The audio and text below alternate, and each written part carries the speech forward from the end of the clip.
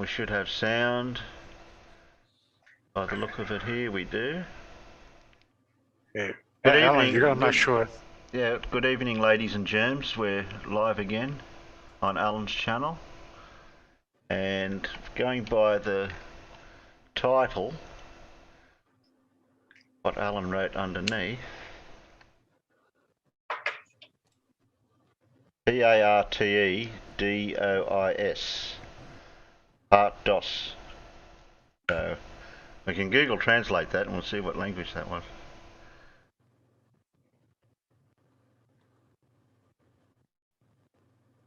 Been watching new developments at the Icelandic volcano. Yeah, I haven't actually seen any of those videos, Dave. I've been seeing it come up on the recommendation to watch, but haven't actually watched it yet, so can't hear anything here. Dave said he can't hear anything there. Why can't you hear anything, Dave? Been watching new development. No, it's coming through. It's coming. It is coming through YouTube, so nothing wrong on my end. Dave said I'm on my 5th coffee. What, since you've been waiting? Oh, it's Spanish, is it?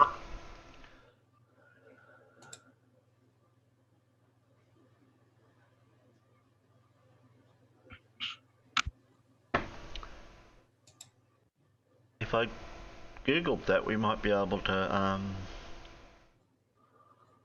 see that. The Icelandic, what? The Icelandic volcano, okay. What did I find? Nice. Yeah, I don't know that we should be. No, I'm not gonna. No, I'm not gonna share it. I just want to see what they have. Did I spell that right? There's several webcams out there showing it live. Yeah, that's what I was gonna have a look at to see if there's anything that's not strikeable.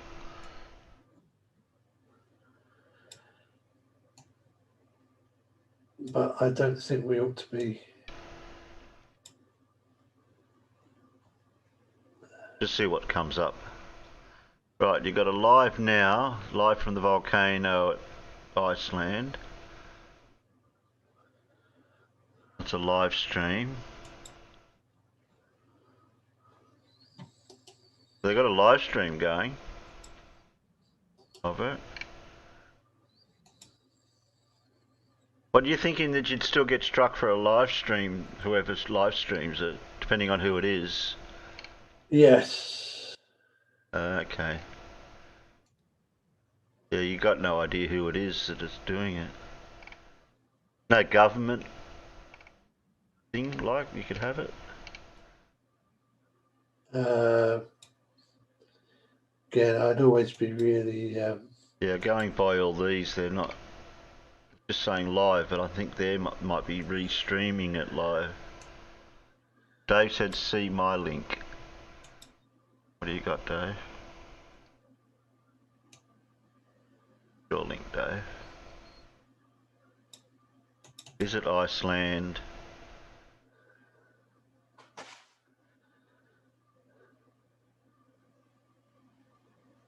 In Icelandic, the title.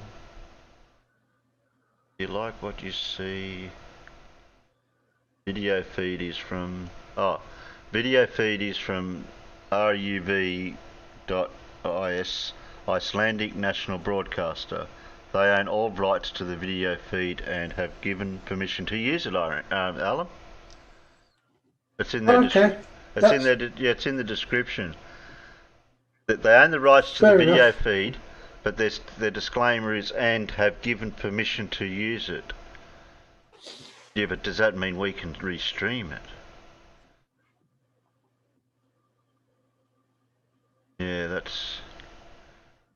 I'm not sure about the terminologies of that.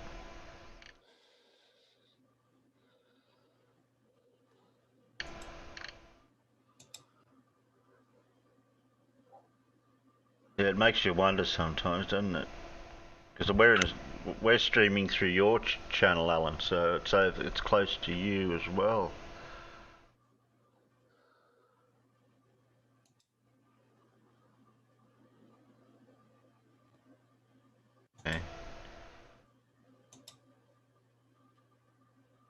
Well, they're just showing it mainly from the volcanic area, where the volcanic area is of it.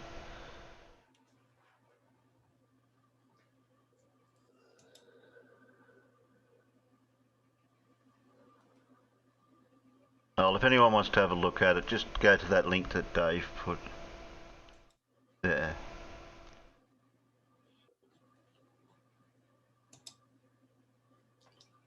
It's Alan's call, so if Alan thinks it's a risk, I won't go over your head, Alan, for that. Excuse me. For God's sake, stop going so damn fast, chat. I can't. I can't. Open link in new windows. There we go. Which chat you talking about? Which chat you talking about? Oops, something went wrong. I was trying to get Dave's. The link. I was trying to get the stream that Dave. I was trying to get the link that Dave posted, but oh Christ! Now it doesn't want to bloody open, does it? Yeah, I've got it opened here. Yeah, I was just trying. I just wanted to see it for myself. Yeah. So that I could make my mind up. Yeah. I can't even open it because it just keeps taking me back, trying to take me back to my bloody studio page. Weird. I was trying to. I think there's an issue. There tends to be an issue if you try and open a link from the live chat when you're doing it from the studio window. Oh, okay. Instead of from the live stream on Google, from YouTube. Yeah. Near the chat, Alan, when you open it up, there's a little button up there that closes the chat window. Yeah. Close that off. Yeah, he's in studio mode. No, okay. I was in studio, and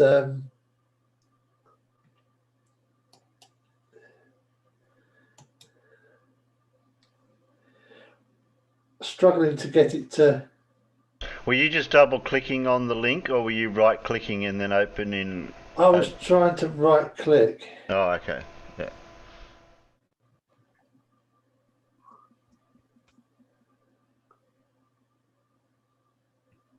Carl's trying to stir you up, Alan.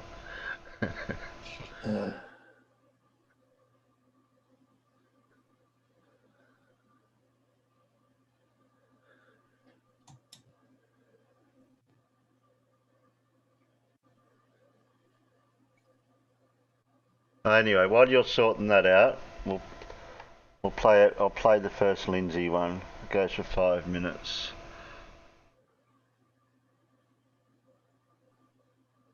The title is Creating a Moving Night Sky is Easy, Experiment 1.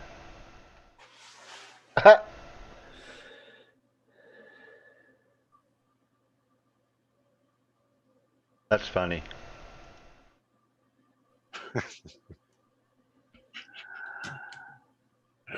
Time for a tinny. At this time of night. Okay. Too late for me now. And it's a bit cool. Feels a bit cool tonight anyway. Okay. I've got everything I need here. I think we can. I think after we've done this, we might be able to have a quick look at the volcano. I have 4 tabs open, all live cams from Iceland. You got it all, your bases covered, Dave. Oh, hang on. Alright, press play.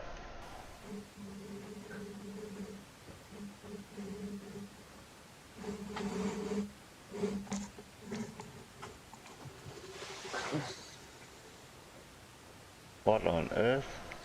What? I don't know, he's got like a glass, looks like glass or something. It's refracting really badly. And he's trying to create a star trail that matches what we see by using refracted glass.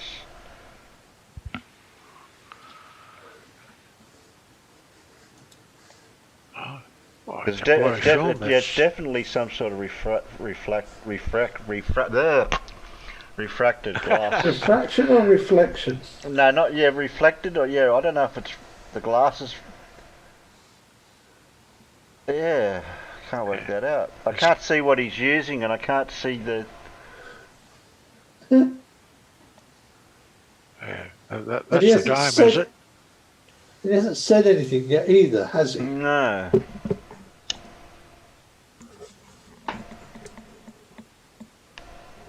I'm trying to work out what he's using there. Like it's a frame. There's a frame there. That's his car window by the look of it. The windshield. No. Yeah. Not a windshield.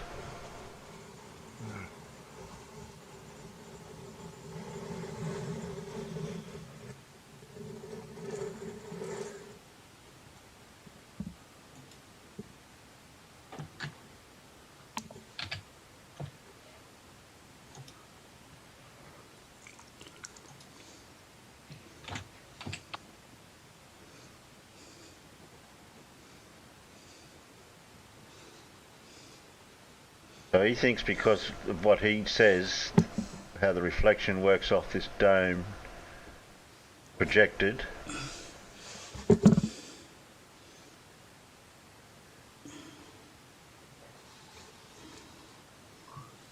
Yeah, where the Southern Cross? Yeah, wish we could. Yeah, but he's trying. What he's trying to do is simulate what his theory about the dome, how something gets projected off it, and that's how we see star trails. Oh dear. I'm just filming a stationary reflective concave surface. It's actually a shower dome. It's not moving, I'm just moving the camera to give you an idea of what happens with a concaved reflective surface.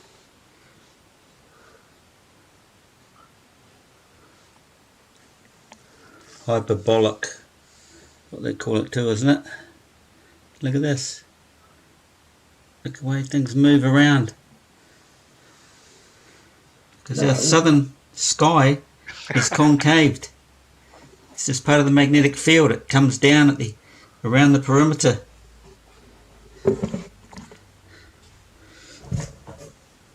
If I move the light itself doesn't do much. Once you start moving the camera.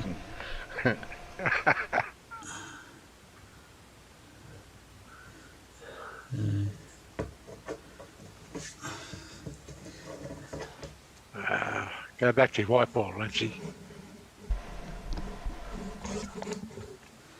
So if you have the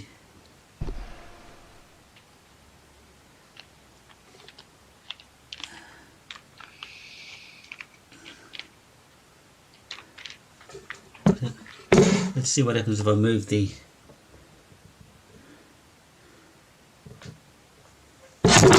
oops, that's no good for my camera. If I start moving the dome, and look what happens. Well, the dome moves now, Not a does lot. it? It's our sky moving at night. Well, the dome moves now, does it? See? You just move the sky. I'm moving the dome. He's moving the dome. What's that weird lumpy bit at the bottom then? Oh, I got no idea. That's whatever quite freaky. He's using. It's just that's just one end sitting on the floor. I'm just raising the top end up and down, up and down,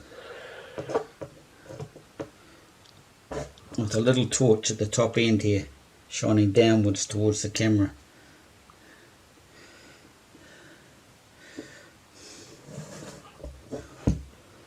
There's plenty more experiments coming up. Just leave that one You at call that. that an experiment? Just waiting for some paint to dry. Yeah. Thanks for Watch the watching. grass grow too. You know what? I'm pretty sure that that thanks to Lindsay, the median IQ of the entire New Zealand population is lowered by about 15 points.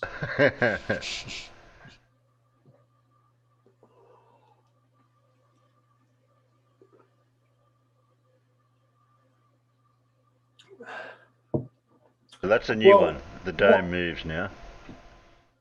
Yeah. What can we say? Yeah.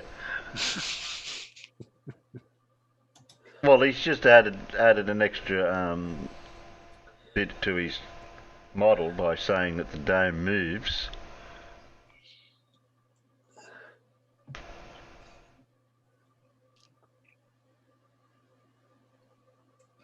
He makes Lycan. He makes Lycan looks like a genius. He's been studying Pratt science. Daniel Pratt. Yeah. Good old Daniel Pratt. Haven't heard from him lately. What's he been doing? Oh, he's had a hate boner for Irish Demon. Ah.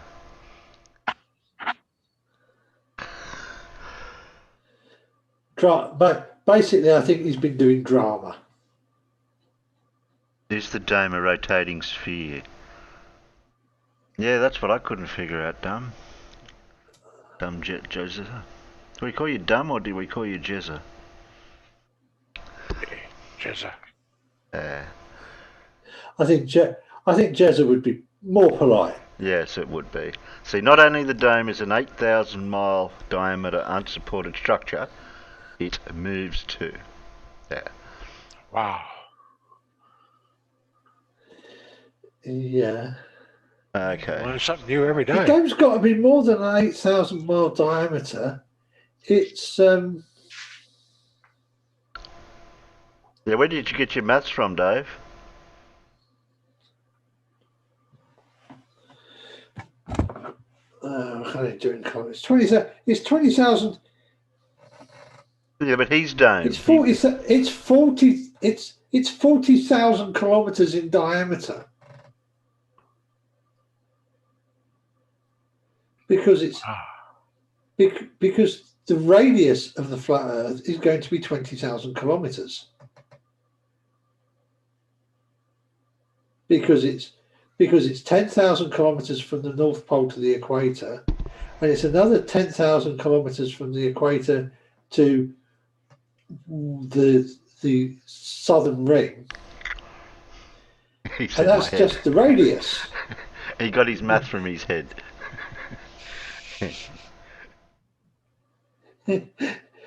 Yeah, like I said, I'm sure Lindsay is reducing the median IQ of New Zealand by about 50 points, all on his own. Yeah, Stewie said, but by comparison to Lindsay, everyone else is a lot smarter. Yeah, well, there you go. We're gonna double Lindsay tonight.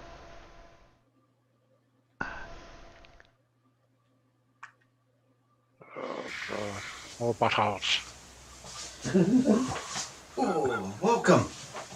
Quick video on No, I haven't done this one. deceived. Oh, that's just because he's got. As we know, we've been deceived by the yeah, that's from last time. Theory. But I've been watching a few No YouTube boobs. channels lately on getting energy out of alternators. And I've just discovered something. These alternators, you know, they can multiply energy hundredfold. No, they can't. More. No, they can't. No, they can't. It's an energy amplifier, basically. No, they can't. It's like a black hole that creates the world. That's an amplifier. No, they can't. Well, you know, So an alternator can create a black hole, Alan. Shit, we're in trouble now. So every time I start, he's made is true. every time I start my car, I'm creating a black hole. Well, these copper coils basically represent the Earth. Earth's like a solid copper coil, which creates this magnetic field over it. And we all live inside this magnetic field. No, so when you understand how the Earth works, you get to understand how all this works, or vice versa. No, you don't. No, you don't. But they haven't understood the way Earth works properly, so you're not getting that. So the Earth has got to be spinning, hasn't like this. How magnetic coils should operate for potential. Let's face it. Energy. You get less energy out of it. Less electrical energy out of an alternator than mechanical energy that you put in at the front. Out of the low pressure comes the fair. Because they are not 100% efficient. But this video specifically was about how we're being ripped off. See, I've broken this down and there's nothing wrong with it. Everything is functioning perfectly. Apart from the fact I've been sitting out in the rain for a while and it's rusted up a bit of the steel there, but so you can copper coil in there, she's spinning nicely. Then you come to this bit, the stator. This is the stator, that was the rotor. Basically how Earth works. You have the southern field, the northern field, and the southern field moves around the northern field. That science won't tell you. They want you to think you stand there with a camera on a equatorial mount, and because everything's drifting, they want you to think that the Earth below you is turning. We're all going like this. Of course we are. No, we're filming stars that are revolving around the northern sky rotation. They both rotate together like two cogs, but the southern one winds all the way around the northern one. Well, this is the stator, the southern field. And the rotor's in the centre north. There's nothing wrong with this. Everything's working alright. Checked all the connections. It's a lovely bit of art actually. But then you come to oh, there's the brushes. Look at the brushes. Nothing wrong with the brushes. Good as gold. Plenty of meat there too. And we well, here we go. Till we come to this little thing here. All plastic, a little bit of electronic work in there. There's some cheap sort of silicone. It's not really sealed and it's not very well covered. It's not sealed in. This is designed to break down. This little thing here that you need in an alternator to turn it back into DC. Stator to be thrown away. A total waste. Because they don't make money if things don't break down. If that was sealed properly, this would last forever. This rectifier in there. A rectum. It's not even sealed properly, rectifier. and it's some sort of cheap soft silicone that's still sticky. This is how they rip you off. It's the elites. They're conning everybody. If they're not conning you with that, they're conning you by not giving you the full potential of a system like this. And you'll see on YouTube, there's videos of guys, there's an alternative electrical engineer, you know, alternative minded guys, and they know the potential that's in there, and it's hidden, and they make these units, close them all and hide everything from people. So you don't really understand what's going on. Well, they don't want you to understand. They made it tricky for me to get into this, that's for sure. It's not easy to open that up and have a good look in there. But, you know, it's obviously easy, eventually easy, but, you know, it could be a lot easier. So, I just thought I'd do a quick video on that and show how we're all being They're not tricky to pull apart. Yes. I pulled apart my brand new one because a bit of plastic was broken off where the positive terminal went on to the bit on the outside, and I could hear it rattling around, and I went, oh, I can't put it on the car like that. So I pulled apart a brand new one. It was easy to pull it apart, and then put it back together, and away it went. No, there's no dramas to me. Received. This is all based. This is all comes from Tesla's work. The rotor stator motor, and it's all connected to the SEL generator, the SEG generator. It's been around for 100 and something years. This all goes way back. There's a lot of secret information in here, and it's been known for hundreds of years. And it's all connected to the flight UFOs in the mid 1800s, because it's the same energy. It's magnetic fields. It's the rotating the two systems there, a primary and a secondary, and it's the rotor spinning inside the stator, and there's the gap between them. It's the updraft. It sucks in the I think it's what they call this, what they might term as the positive charge, suck in the positive charge. But it's this neutral zone that creates the magic, the uplift, and all the free energy.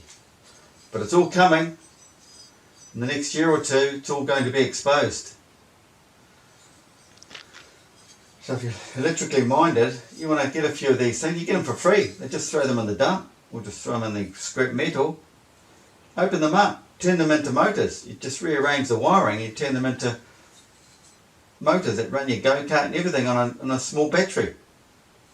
And the energy out of here it's got really good torque. So check it out. And while I'm here, just check out getting inside of a microwave. Inside of a microwave is exactly how Earth works. The magnetron. Oh, no. And then look into the magnetron and go out a little. Oh. What? You mean the high power radio frequency oscillator? So we're all getting microwaved right now. Well, actually, yes, we are all getting microwaved right now, but you know, not to a degree that's going to do anything bad to us. Fortunately, I'm just waiting to hear the ding. I'm just waiting to hear the ding, then, Alan. Remember, your Wi-Fi works on the same on a frequency that is basically microwave, as does most mobile phones these days. Yeah, and yeah, so anything that connects to your Wi-Fi uses microwave energy. A little bit further, you'll find how it all relates back to the amplification. Because basically Earth's created from the amplification of the black hole, and the Megatron is basically a black hole. It's the way it's all set up. The Megatron? Compartments inside there. Or magnetron. Similar setup to the stator motor. I'm not an electrical engineer. I wish I was. I could have figured out a lot more things by now. But anyway, we'll leave it at that. It's obvious. It's really. Hang on, Terry. It's really obvious. Oh, he's finished anyway. Yeah, he's finished. It's really obvious that he's not an electrical engineer. Because he doesn't know how an alternator works. That's for sure. You can get more power out of it on an alternator than what it puts out. You put more energy out than put in. Yeah. No. I've heard that way somewhere before, that all that sort of stuff. And it's all going to come out in the next couple of years. And how many other people have said that years ago? Yep, we're going to bring out something that's going to revolutionise the energy industry by this perpetual motion machine that we've developed. Yeah, right. Yeah. And then we go, oh, where is it? Oh, the government's suppressing it because they don't want everyone reasons. to. Yeah, because of reasons. Yeah. We're being censored. Yeah, Yeah, Jezza, we know there's no free energy. It's a shame. I suppose we could build some really big capacitors and use that to capture electricity out of the air. But the trouble is, they just take too long to charge up and discharge too quickly. Yeah. But you do have to. Back in the 50s, they wanted to make everything nuclear power, but that wasn't a good idea. You think? Well, everybody was going to have nuclear power in their home and all that sort of stuff back in the 50s. They even wanted to use nuclear bombs to dig a new canal over where the Suez Canal was. I've seen stuff about that come up. Yeah. Yeah, right. Yeah. I think on the whole, the use of nuclear energy in electricity generation in power, not in the home, but in power stations, that strikes me as a reasonable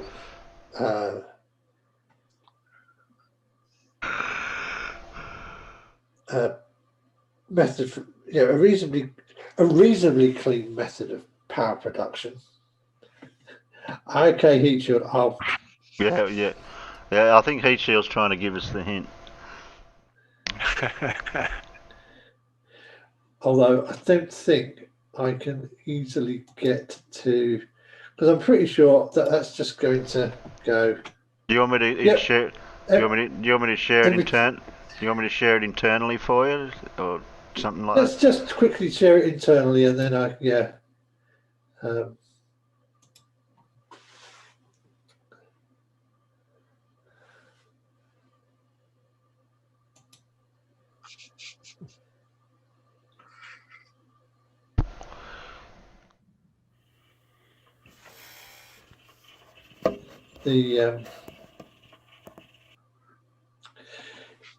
volcano doesn't look nearly as spectacular during the daytime as it does at night, does it?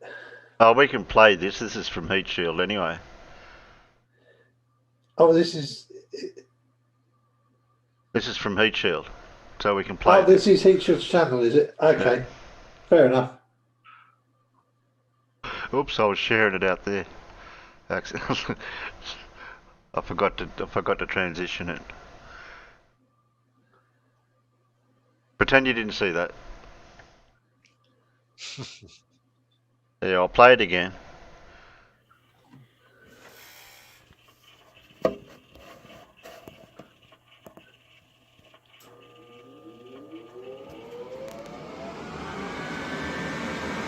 Shit.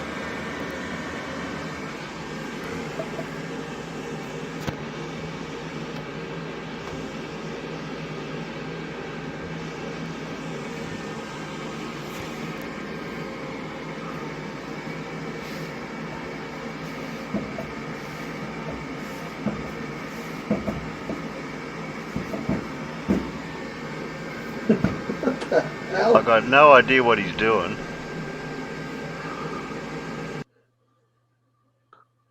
That doesn't make sense. I've got no idea what that was doing.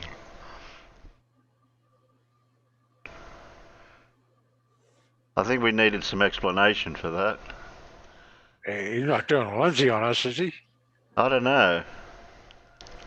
Moon projector maintenance. Oh, it's the moon projector maintenance guy. He was the guy for the moon. He was. Oh. That's what it was. Now I get it. So that's the guy doing the maintenance for the moon. Right. That's right, Carl. That's how they get the moon up there. Yeah. Okay.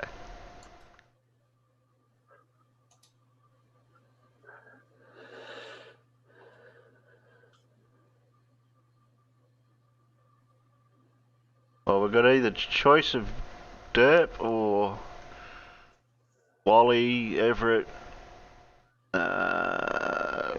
Flat Earth Friday.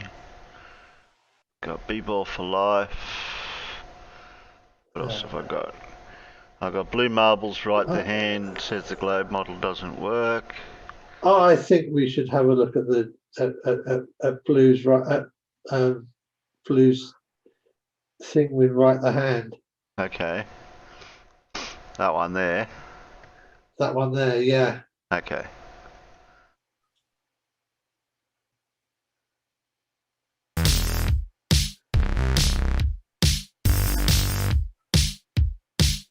Carl then says Wally and Beeble. Okay. Hello everybody, welcome to Blue Marble Science. The globe drop formula is wrong, or at least right the hand says so. Warning, severe facial and monitor damage alert is in effect. Get out those oven mitts, push the monitors back out of punching range, and let's light a dumpster fire and have some fun. You ready, Gladys? Well, let's get to it. The other day I watched a video from a guy that calls himself Right the Hand, and he claims that this thing we call drop in our curvature calculators is just wrong, and he can prove that mathematically. Now, for those of you that aren't familiar with what drop is that blue line you see on this sketch. And drop is defined as the distance from a point, like point B, perpendicular to a tangent line, like that red line, that's tangent to another point on the Earth's surface, like point A over there. And there's a very simple formula that we can use to estimate how much that drop should be. And that formula simply says drop is approximately equal to 8 inches per mile squared. So in other words, if the distance between point A and point B is 1 mile, one squared could you just is stop 1, for a of second, course, Terry? times 8. There is one thing that always gets my mind when people write the 8 inches per mile squared thing. It shouldn't be a division. It's 8 inches times the miles squared. Because I know we say per mile squared, but that's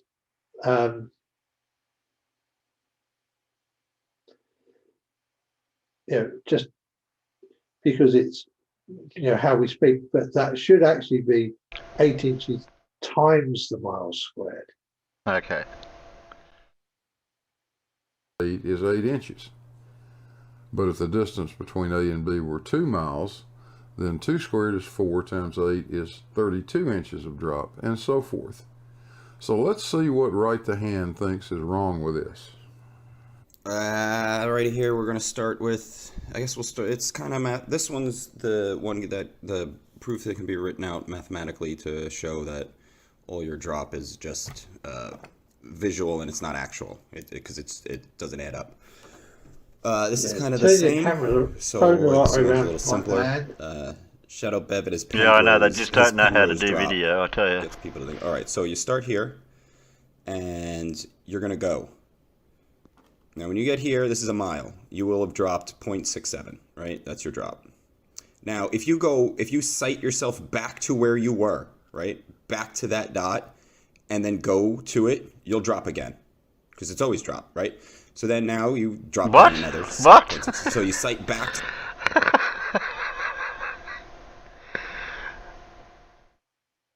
That's to where your original. How do you spell wrong? That other spot. Then you go back over there. You'll drop again, right? Then you look back and you'll drop again, right? And then you'll look and you'll drop again. Now that what we just showed, that's not a ball. Wait a minute. Yeah. What are you doing? Yeah, I know. That's what I thought straight away. What Blue's going to point out now, it should have went like that. Then there'd have been a drop. You don't follow the curvature back around. It doesn't work like that. If our boy Cletus is over here at point A, his tangent is this red line that he's standing on right there. And the drop to point B is that blue line way over there. But if Cletus's other brother Cletus is standing at point B, his tangent is not down below the earth someplace, it's tangent to the surface he's standing on. it's this red line. And his drop is this drop over here at A. This does not work the way you're showing it. Okay, it's like stairs. So that alone shows me that you're not seeing a physical drop, right? Because if it was physical, when you went this way and looked back, you would see physically up. Yeah, you do see physically up, just like I showed you. Right? Because if you're here and you're going around and you're going down, if you go down and you do the opposite, you go back up. That's how physical structures work. You can't just keep going down, right? How would you keep going down? If you kept going down, it would look like this. This is all a matter of. No shit. No shit. Yeah, if you keep going down, it'll look like this. Relativity. Where are your reference So points that's are? the first problem right there. That's the logical problem. Now here comes your mathematical problem, which and this is why it's a mathematical problem, because you try to apply mathematics to something that changes visually. Now, what are you talking about? Okay, first I'll Yeah, what are you talking about? incremental cannot add up to exponential. Incremental cannot add up to exponential. Let me savor that thought for a moment. Okay. Okay, so if you have 1, 1, 1, 1, 1 can never add up to 1, 2, 4. You know what I mean? You can't do that.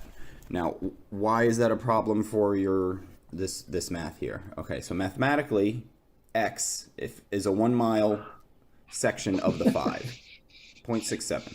Mathematically, because these are we're not modeling this physically. This is a mathematical model. So all of this, we're doing mathematical numbers, okay? So you're dropping 1 mile. If it's a physical drop, right? You could say, well, it's exponential. Yeah, well, you'll pick it up. If from your original spot, if you measured in mile increments, right? This is their math. This is what they'll tell you. You'll drop down 6, 7, 6, 7, 6, 7, 6, 7, 6, 7, okay? Oh, please tell me you're not just going to add 8 inches every time you go a mile. Yeah, that's Please what tell I think me he's you're going not doing that. I think he's going to try. So that's 5 times 0.67 for your 5 mile. If you take 1 mile incremental measurements, and this is our data. We're plotting our data. Okay, so this is what the data is going to look like. We went straight forward 5 miles. So you're going to get drop 1 mile, drop 1 mile, drop 1 mile, drop 1 mile, drop 1 mile. Now that's your measurements. We're data. This is our data. Okay. Now if you cite from 1 mile straight to 5 miles, okay, you'll get 5 times the amount of drop. Okay, so so this one added like a little over 3, right, in that area, and this one's 16. So mathematically, right, when you turn this into a math equation, okay, which is what it is. It's a mathematical model. An equation. Where is it? This is a mathematical equation. So mathematically, when you break up your segments, they don't work. It doesn't work out. Now you're going to say, where's the equation? Now this is where you can't bring in the physical. Because this is not a physical model. It's a mathematical model. So in order to make the distance of drop, or whatever your drop, you call whatever the hell you want. It doesn't matter. It's uniform between these two. Okay, so whatever your x is, your z in 5 miles, whatever your z is in 5 miles, has to add up to your z's over the course of 1 mile, but they don't. This is Houston. Say again, please. Houston, we have a problem. Okay, because it's just different. Because you're not measuring a physical object. If you were measuring a physical object, your sectional pieces would add up, but you're not measuring a physical object. One, you're measuring visual, here. So this would be the physical object if it was a ball that you would measure, but you're not measuring that, okay? What are you measuring? This area, the area of space above it, right? That's your drop. So you don't actually have the physical, you're not doing anything physical, because if it was physical, these would add up, and they don't. But they don't add up that way, and this is why. You're moving the tangent line. When Cletus is standing at point 0, he's standing on this tangent line. But now, if we move to point 1, Cletus would be standing on this tangent line. And at point 2, he's standing on this one. And point 3 on this one, and so forth. That's where you're making the mistake. Cletus sees 8 inches at a distance of 1 mile. But at a distance of 2 miles, the drop becomes 32 inches from that same tangent line, and 72 inches at mile 3, and 128 inches at mile 4, and 200 inches at mile 5, using the approximate formula of 8 inches per mile squared. You can't move the tangent lines. You've got to work off of one. This one. That is the tangent line you've got to use. So your numbers for how you mathematically model this aren't accurate. They don't work. So you need a new model. Literally. No, you literally need a new model. So you have to change your long ting, right? Your long curve needs to equal this. So now, because that mathematically, you have to plot this line, not this area of space. So when you plot this line, data, I'm just talking the data, right? We're not talking the shape of the earth, we're talking the data. And when we plot the Z, the drop, the value M, whatever you want to call it, the data, when we plot it 1 by 1 and in 5, it doesn't add up. So physically, it can't be what it says it is. Now, I know what you'll say, of course, but this is the numbers. I'm just working. Yeah, what numbers? Hey, thanks for watching. Hope you guys enjoyed it.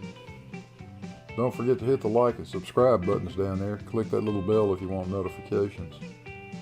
And shout out to all the great people who have supported the channel and supported the Cavendish experiment. We really appreciate it. And with that, I guess we'll catch you. Terry, Hitchell's put another video link for you to share, if you would please. Is he putting them in Discord or in the side chat? He's stuck it in the side chat.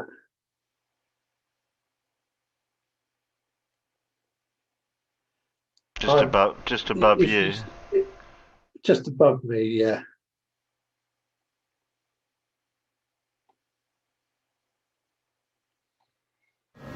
All right. Oh. I think we can hear it. I think you need to. Yeah, I know. I didn't know it was going to play straight away. The sound, I mean.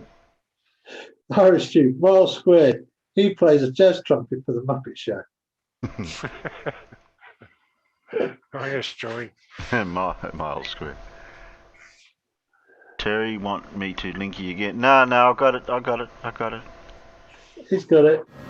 All right. Oh, okay. All right.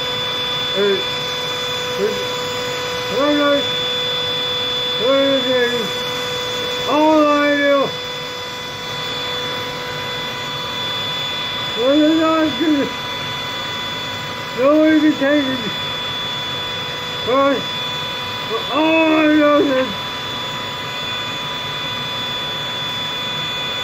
so all I know at a factory. Everyone, the day of the universe. Today you're not.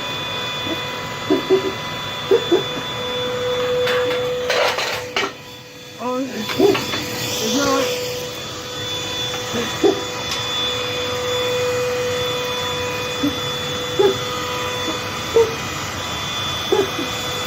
That's that. Oh my God.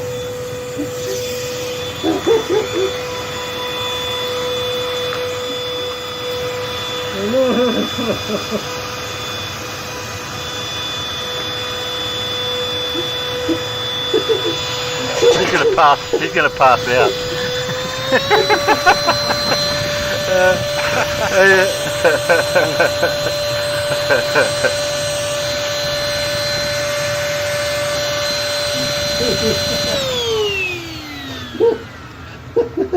I think he passed out. He's dead. He's got no oxygen to breathe. Just been pressed smash with water heater there. Yeah, rest in peace.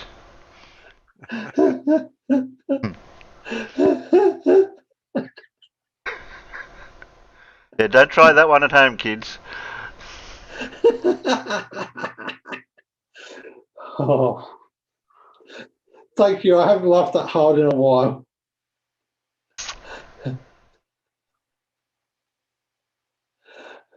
Yeah, danger vacuum. Yeah.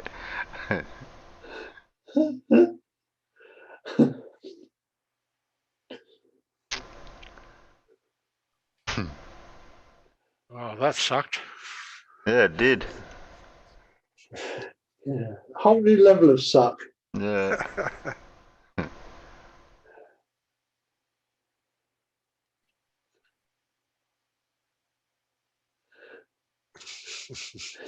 Yeah, yeah, Dora. I think she'll definitely broke me there.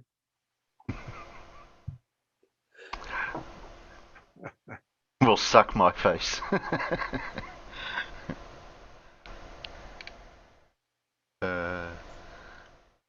Well, Carl said between B-ball and Wally.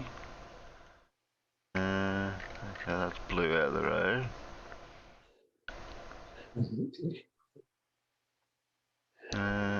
Vacuums are strong. B-ball.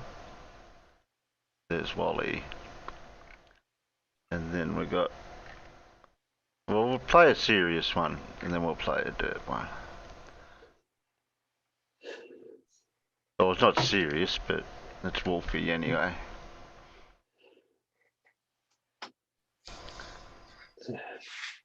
How you going with any questions or not for tonight, Alan? Oh, I found some questions. Oh,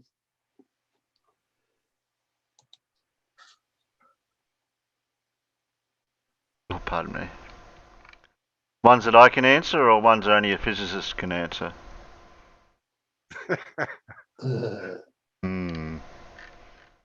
No, actually, no,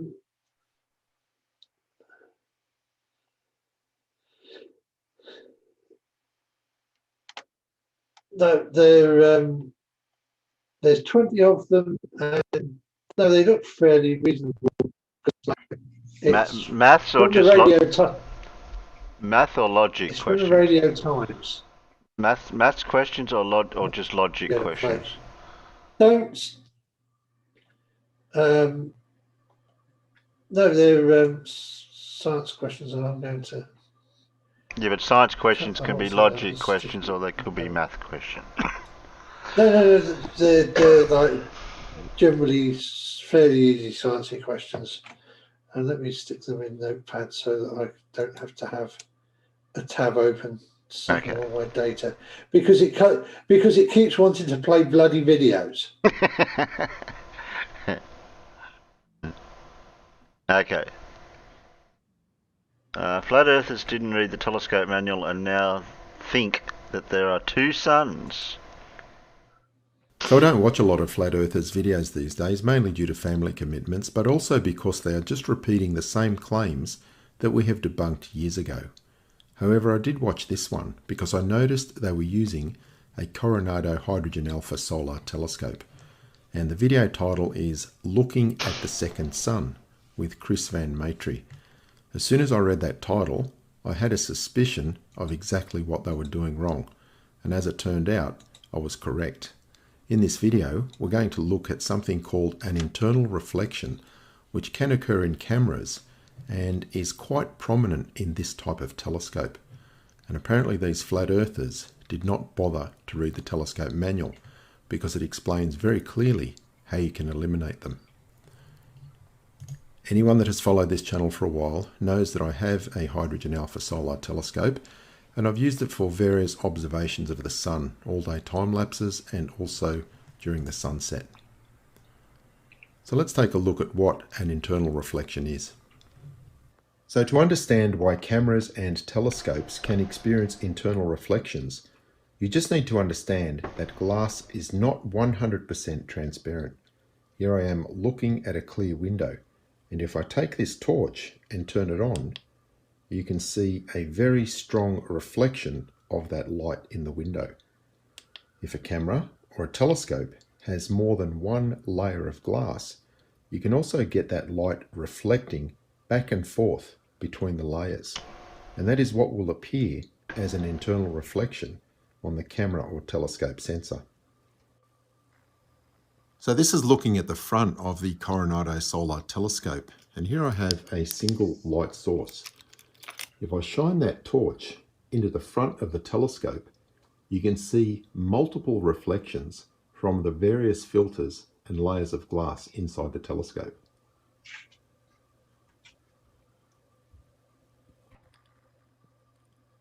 So because of the many filters in this type of telescope, it is quite prone to internal reflections, which can ruin your final image.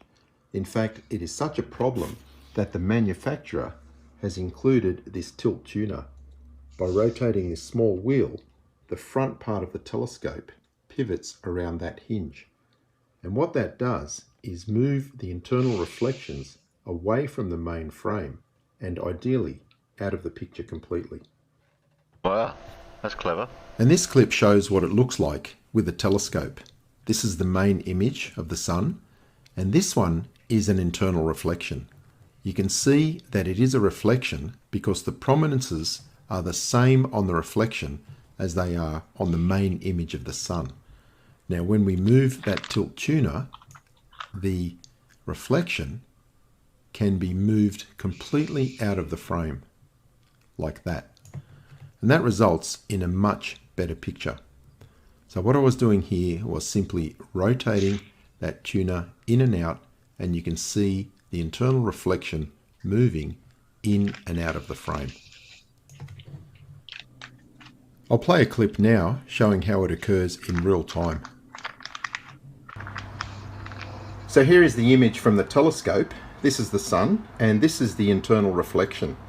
The whole purpose of the tilt tuner on the telescope is to move that reflection out of the frame. Just moving it slightly, you can see that the internal reflection has moved and is halfway out of the frame. Doing it a little further, and of course, you can see how bad reflections of will glass move the internal reflection completely out of the the picture. screen on the computer. And that is the whole point of having that tilt tuner on the solar telescope.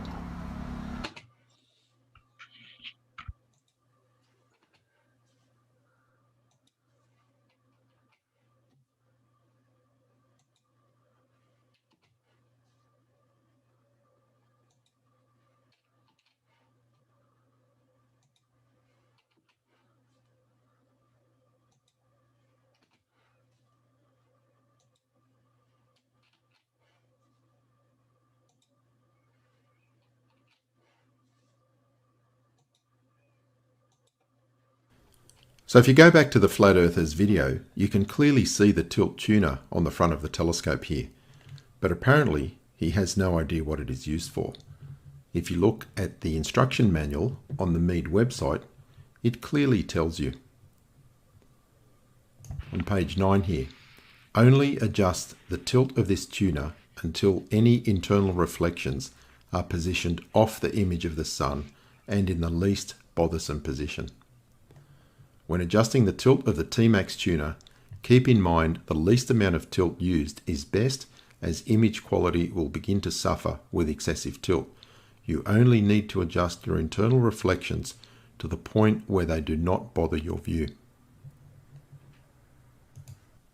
So it is not just telescopes that are prone to internal reflections. This is footage from the P900 looking at a sunset in Perth, and you can see an internal reflection of the sun right here. As I play the video and move the camera around, you'll see that reflection moving around also.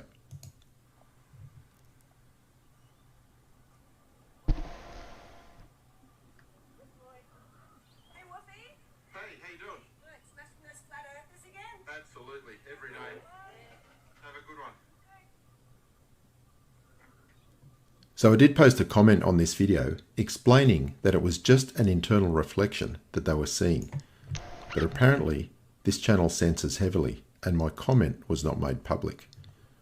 What I find incredible is reading the comments from the flat earthers who all seem very willing to just believe that they were looking at a second sun instead of looking for a more reasonable and obvious explanation, which is right there in the instruction manual for the telescope.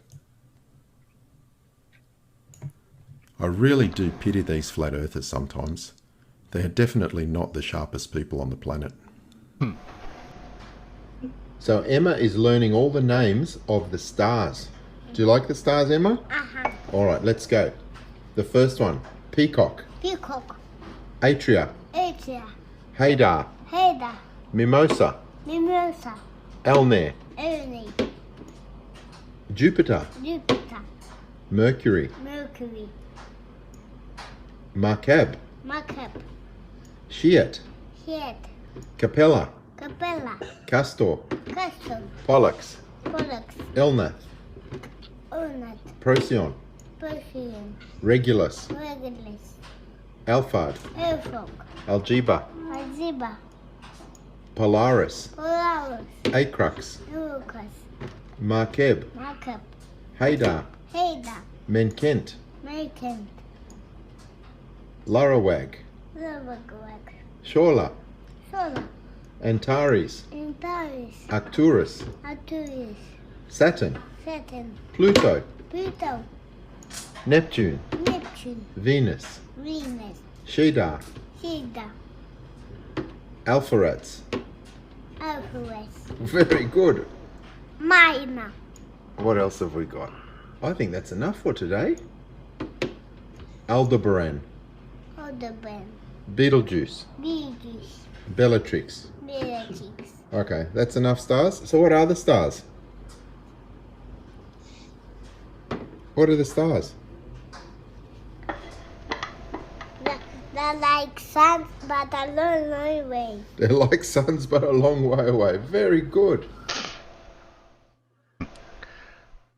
Did he say two stars' names was shit and bollocks?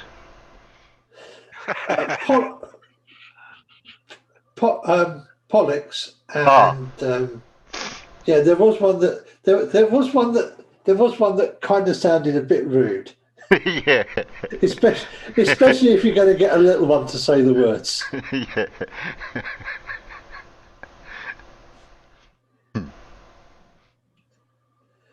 Yeah, his daughter is really cute, isn't she?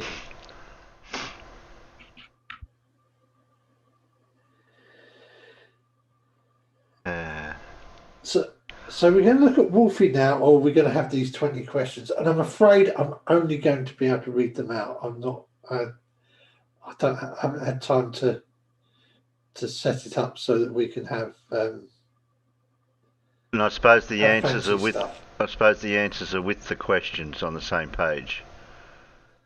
Yeah, at the moment I've only got it in a notepad thing because it's not. It was all written down in just one page. Yeah. Yeah, I know what you mean because I've tried to do the same thing before.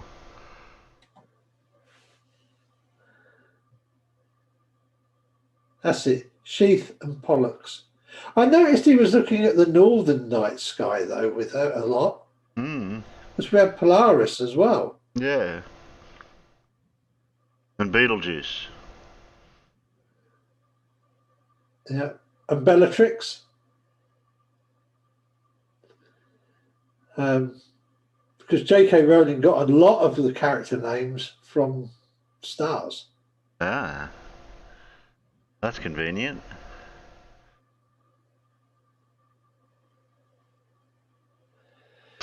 So, are we quiz first, and then some more. Well, yeah, have a go at 10 questions for the quiz to see if we can work them out. Okay. Well, the first one is I think not too hard for some people. What does DNA stand for?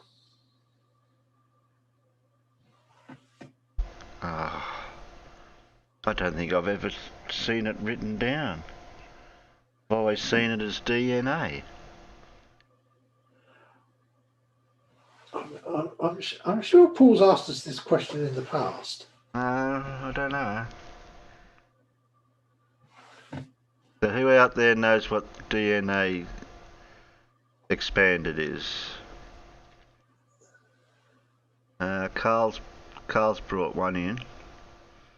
Carl's, yeah. Spacebar went mad. Do not attempt.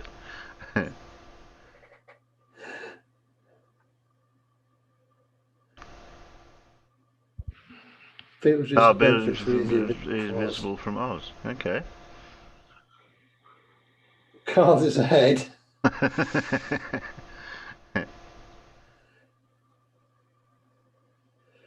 I did. Ducks and asses.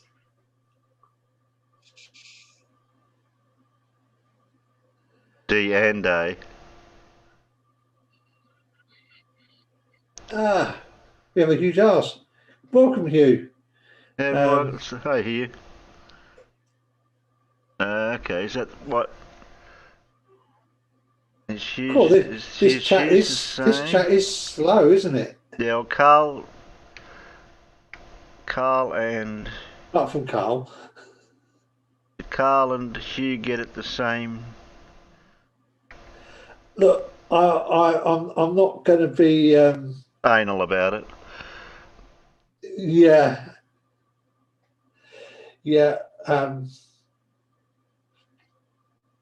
So we write for the first word, deoxy, for Carl and Hugh.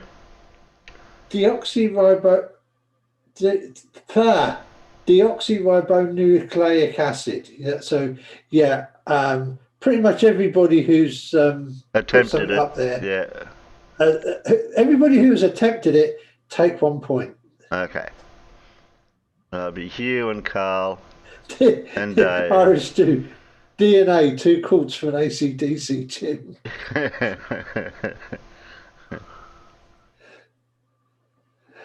Okay. Why isn't Hugh on the panel? I don't know why isn't Hugh on the panel? Cause, well, I don't know. Why Wally comes on the panel once in a blue moon when he's not baking cakes. You're welcome to join if you wanted, Hugh.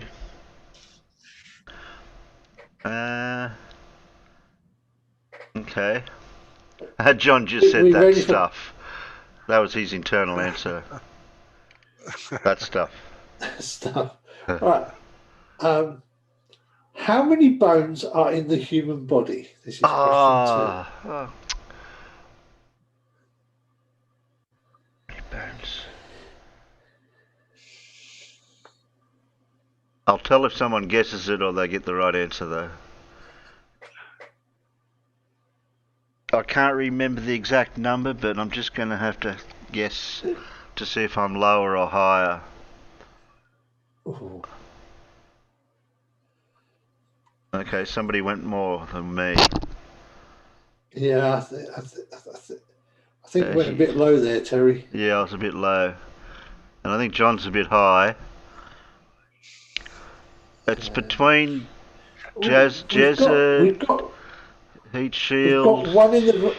We've got one pretty close there, but not a direct hit yet. Okay. Jez is saying 387, but that could be a bit high. I reckon it's between Hugh, Dora, Heat Shield is the same as Dora.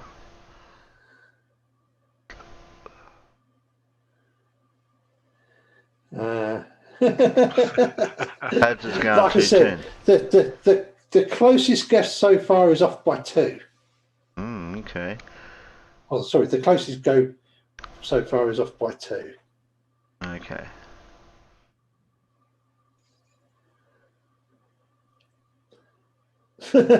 No, John, it's not 500. Yeah, it's a bit high. That's a bit high.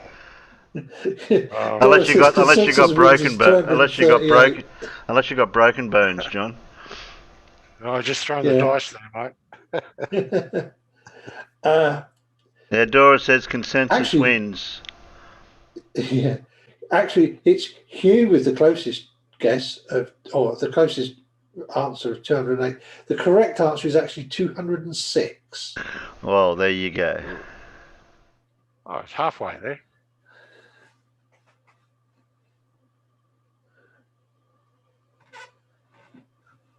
Are these questions numbered, Alan? Because you're up to the third question now.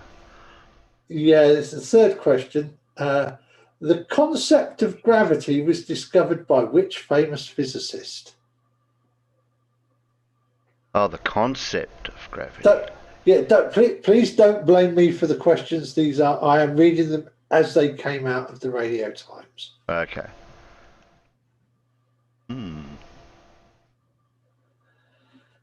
So it wasn't this guy. Oh, where'd it come? Oh, wrong place. Did you just type that in the wrong string, Terry? I done your trick. I don't know how that happened.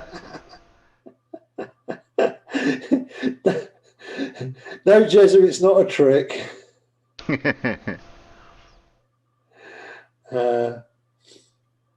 Yes, all of you who picked Newton or not Einstein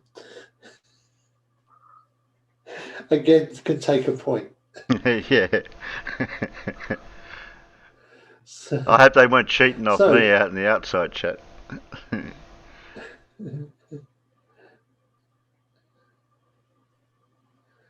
Right, Moses. Yeah. Galileo Figaro. Okay, so what? Next question. 4, isn't it? What is? Hang on. Yeah. Yes, 4. What is the hardest natural substance found on Earth?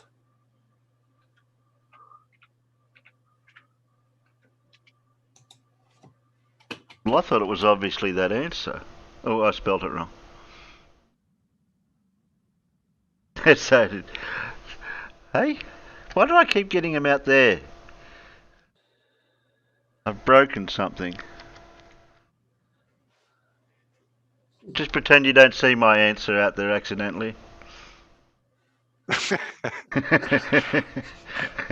And no, I haven't got a clue what these answers to these questions are, guys.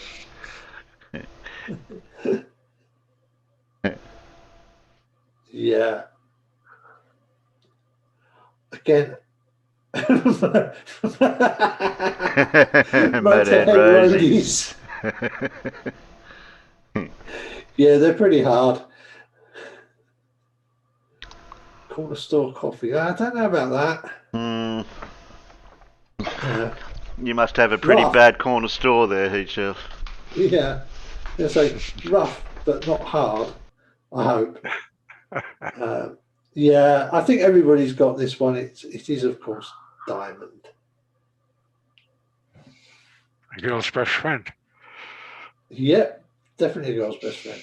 So, number 5. Which is the main gas?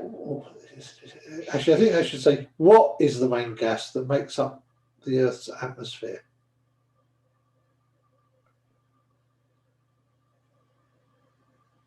So, which gas makes up the majority of the Earth's atmosphere? I know this one. Just got to spell. I'll spell it the best way I can.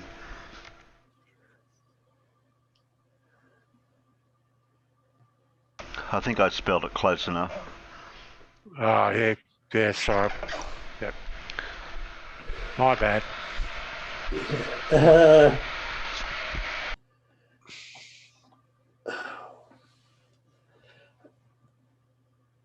I did type it in the right place this time, didn't I? You typed it in the right place, yeah. But I'm afraid, mate, you didn't quite catch it. You didn't quite catch it right this time, because the answer is indeed nitrogen.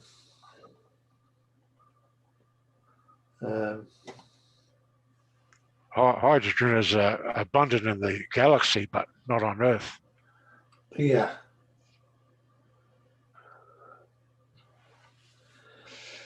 Okay, are we ready for number 6? Well, how many people got that right? Oh, I think lots. I didn't actually see, apart Carl, from the jokes, I didn't. Carl, Heat Shield, you got it. Dave got it. Yeah, I think everybody got it right apart from the ones that put. Jezza got it. that put the really funny answers, which of course we also approve of, and yeah, if you can do a really funny one, you're still going to get points for that. And also get it read out. Yeah. All right. Oh, now we've got another question on DNA. Oh, God.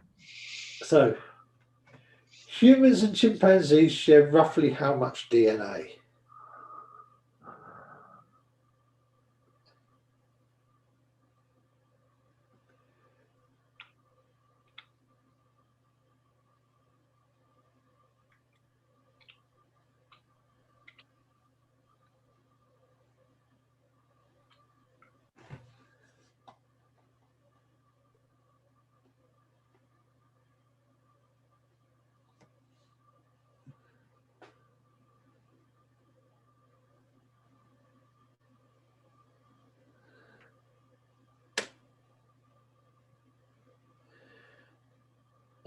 We have. I wrote my answer twice, but I think we might have a correct answer out there now. So you would no, Dora, wrong. The humans that are flirts share no DNA with a chimpanzee, or the rest of the human race.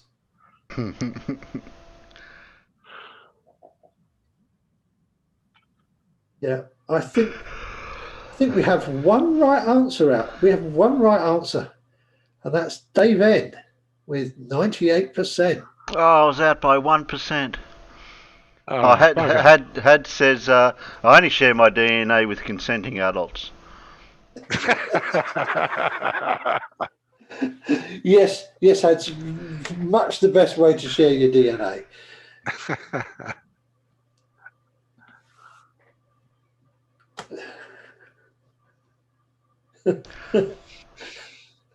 So Dave got it right, and Dave got it right. I didn't see another 98 up there. No, I can't find any other 98s. Yeah. Actually, we did. Oh, Dave N typed it twice because he typed bracket star percent. does help to remember to not hold the shift key down until you type the two numbers first. How many times have I done that?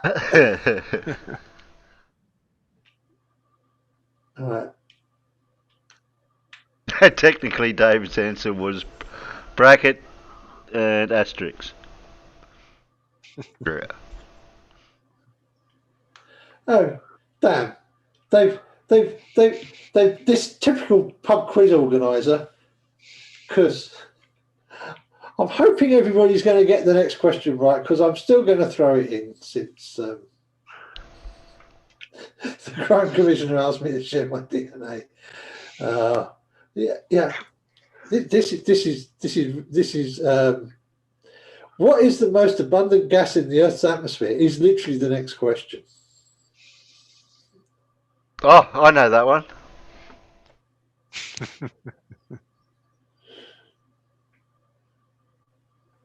Hey, I hope I get it right.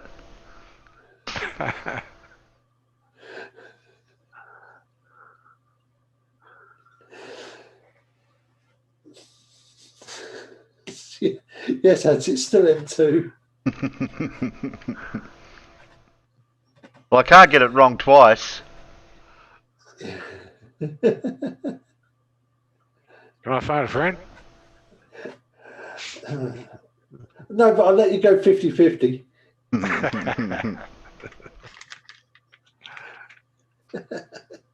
Carl says, I refuse to answer.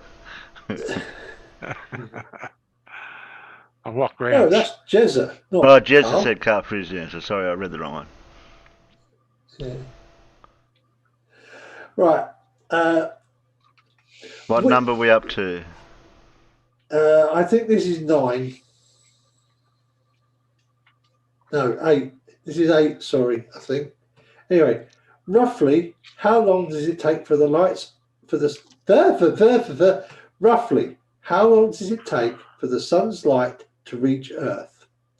8 minutes, 8 hours, or 8 days?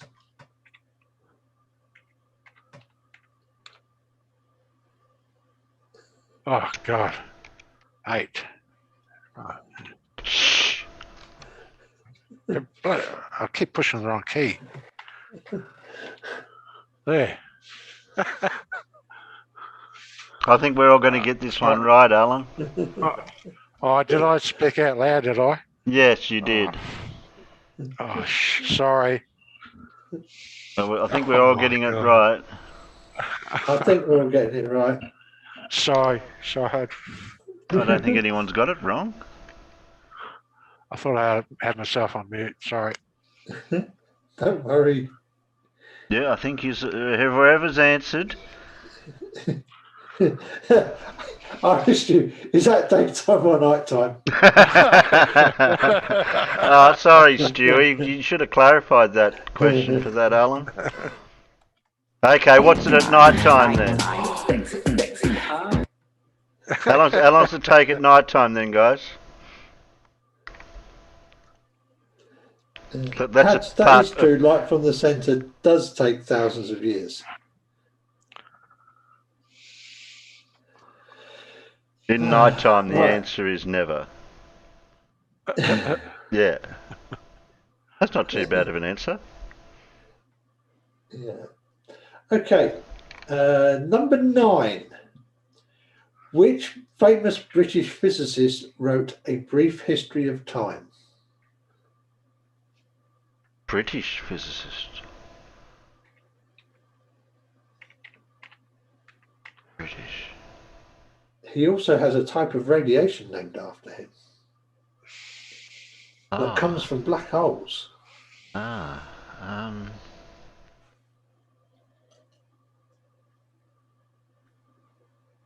They're going for Stephen Hawking.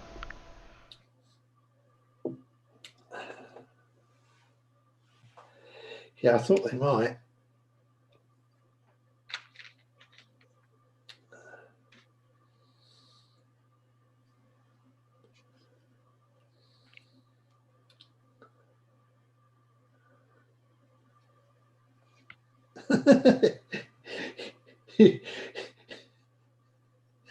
Only in your mind, Hugh. Only in your mind.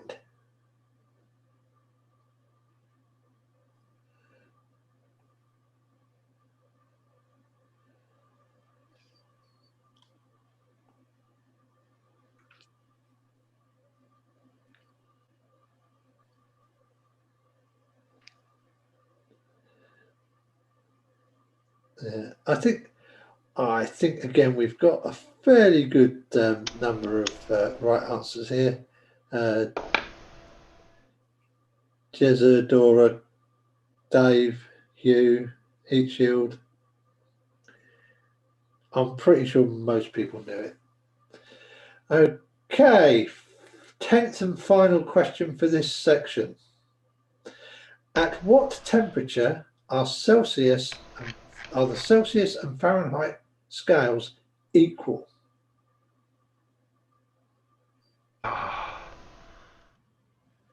I have known this one.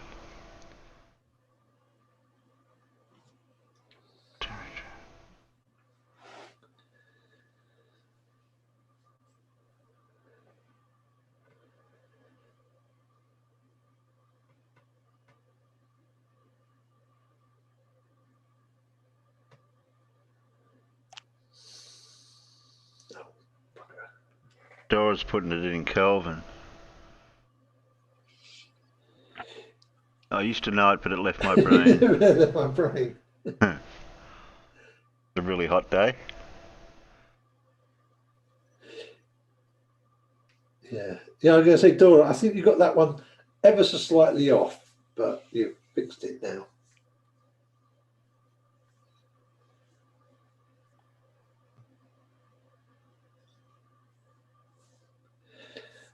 Dave says 16 equals 61 and 28 equals 82. I didn't know that. So, yeah, Irish do. That's a really hot day, but a really hot day where?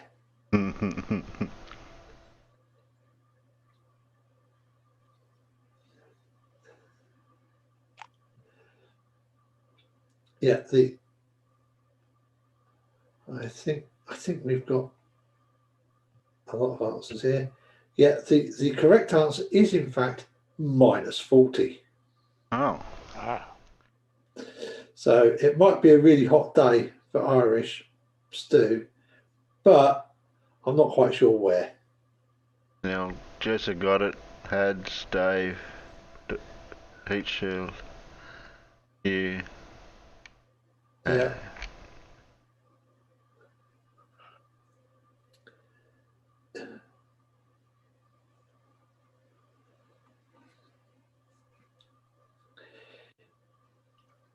Yeah.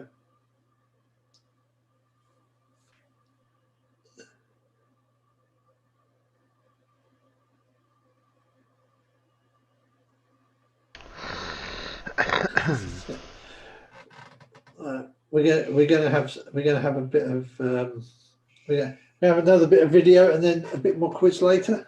Yeah, we can do that.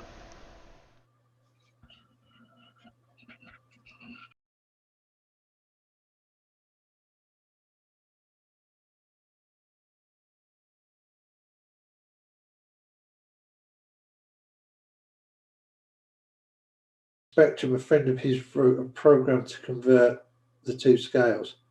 He asked for an input. When he typed in minus 40 and got the same answer, he thought the computer was broken. Yeah, that's a nasty, horrible one to hand somebody if you happen to know it off. Yeah. You happen to know it.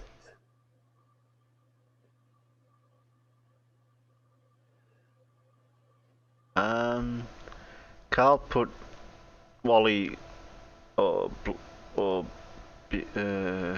one? Blue B-ball. That one. B-ball, Wally. Oh, I wanted to play a little bit of this first. Well, we won't play all of it, we'll just play a little snippet of it.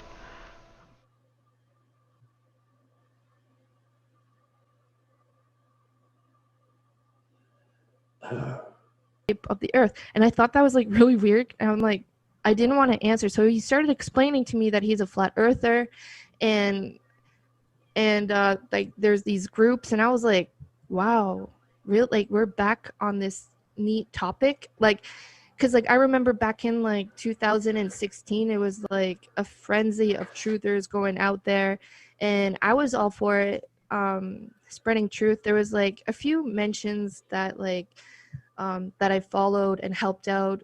I've been doing protests since 2016 from now, but let's see. I'm losing my train of thought because I'm looking at the comments and I shouldn't. So, but anyways, so once we started, like when I started going through like the flat earth groups and what some of these flat earthers were saying, I had joined a few flat earther chats, and they were just a great community full of support. We were digging for the truth. Like I admire people, like you guys will call them conspiracy tards, but I just love that people think of like what could be the possibilities, like brainstorm. There's like quite a few flat earthers that would poke holes in NASA videos or poke holes in government, papers and whatnot. And I was like, yeah, man, I'm a flat earth fighter. Like I'm all for it. Okay. Now, I have to ask this question to most people I debate, but you do actually think the Earth's flat, right? You're not screwing with me. It makes more sense to me that the world is flat than it is that it's round. Right. Okay. So that would mean that there's evidence of that, right? Well, I couldn't say that it's like, oh, here's like some legit evidence. All I could do is poke holes into what is there already. Like, even though people joke about that you can't put water on a spinning ball, where that's pretty much laughable, but at the same time, like, you just put all these like little things together. Like, one of your other videos were saying that too, where a flat earther was saying like how some of these videos looked so fake, and it truly, to me, it truly does. And I do not trust the government whatsoever. I have protested for like all kinds of things, and even though we were just a small amount of people, we were like, we are for the people. Like, and okay, this is what's frustrating about you Globers, okay? Like, just your intro alone, it's like this satanic, like, fracking like heavy metal, like it's like NASA. Like, you see those pictures of those like conspiracy taters where it has like the NASA logo and there's like a venomous snake right across. Now, please don't like shake your head at me, because this is we are in a time where it's fundamental about good versus evil, and it's just like, you gotta pick a side, man. And you are definitely on the side of good. I'm definitely on the side of good. Are you really? You literally. Okay. Okay. You literally have a Shark Tank full of sharks in your comment section, like, just trying to like rip me apart when they don't even know me, right? Like, you have a dedicated channel to like school people who has a different belief system, right? It's not about beliefs. It's not. None of this is about beliefs. It's about facts. All right. Facts. Yeah. Like, you guys are so fucking nerdy. Like, it is like almost nerdy. Like you guys are like borderline autistic, but it's like you guys like parrot the same shit that like. I could go like into 14, a flat Earth group and like type in like one sentence, and you guys are like, like, you guys are just fucking mad. You guys are fucking mad, lads. Like, just let me just like have a moment here, okay? Let me just have a moment. Okay, I'm gonna try to breathe, because you globs are just, I see all the negativity. Like, hey globs, comment sections, okay?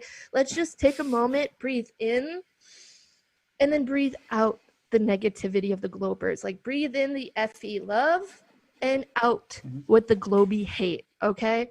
All right. Yeah, so I don't think that you're a flat earther. Yeah.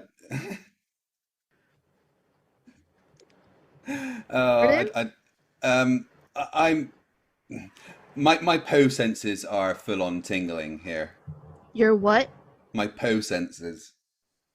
You could literally like YouTube up the protests that I've been to not too long ago, and it was about people from the lockdown to even flat earthers that are there, and totally anti-vaccination, anti-5G, chemtrails, and these are protests that I've been to. I even like made like cool fucking like cardboard shit. Like, I even have a video of like my furry friends and my foot fetishist people made a video to support me on this FE moment. I can't do like this. I am literally like, if you are a furry or if you're a flat earther, please contact me through Facebook, through Mallory Bowser or Rose Wolfenstein.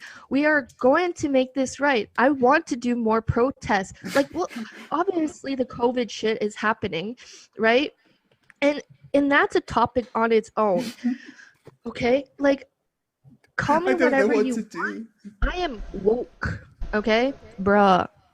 Seriously, you're I'm literally sure. laughing. And how can you actually laugh for people who protest for the people? You're out here supporting a fucking like NASA technically is like government, right? Like how can you even trust or lick the boots of the fucking authorities, man? Like that is just freaking absurd. No, I am. Yeah, okay, cool. Oh, you're good at playing the part. I gotta give you that. What part? Like you're saying like, oh man, I don't believe that you're for the people. Like, are you serious? You really want me to I don't believe you're old enough to vote. put my hands with the corporations and shit? Boycott anything that is fucking space related. Like, it almost frustrates me. Like, sure, I'm a fucking furry. You still should take me seriously. So I'm a little bit funny and a little bit goofy. You should still fucking support me. Like, I just isn't I don't who you are doesn't really bother me, honestly. I'm talking also to your viewers that they're just like. This is basically how it goes for the rest of the show. You don't get nothing else more out of it than this.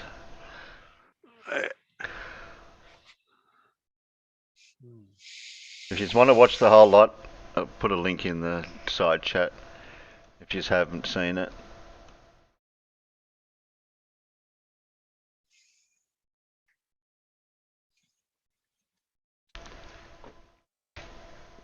But that's basically it. It just seems to go around in circles like that the whole show.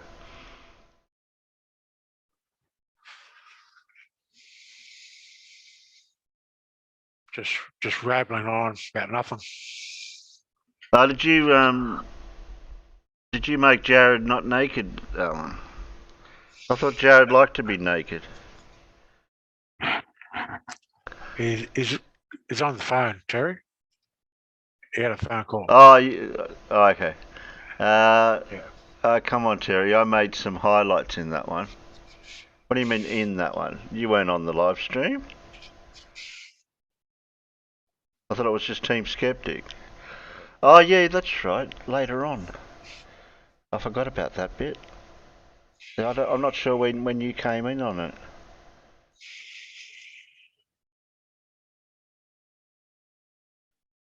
Yeah, if I knew the timestamp of when you came in, Jared, it'd be alright. I could play you that bit. That's...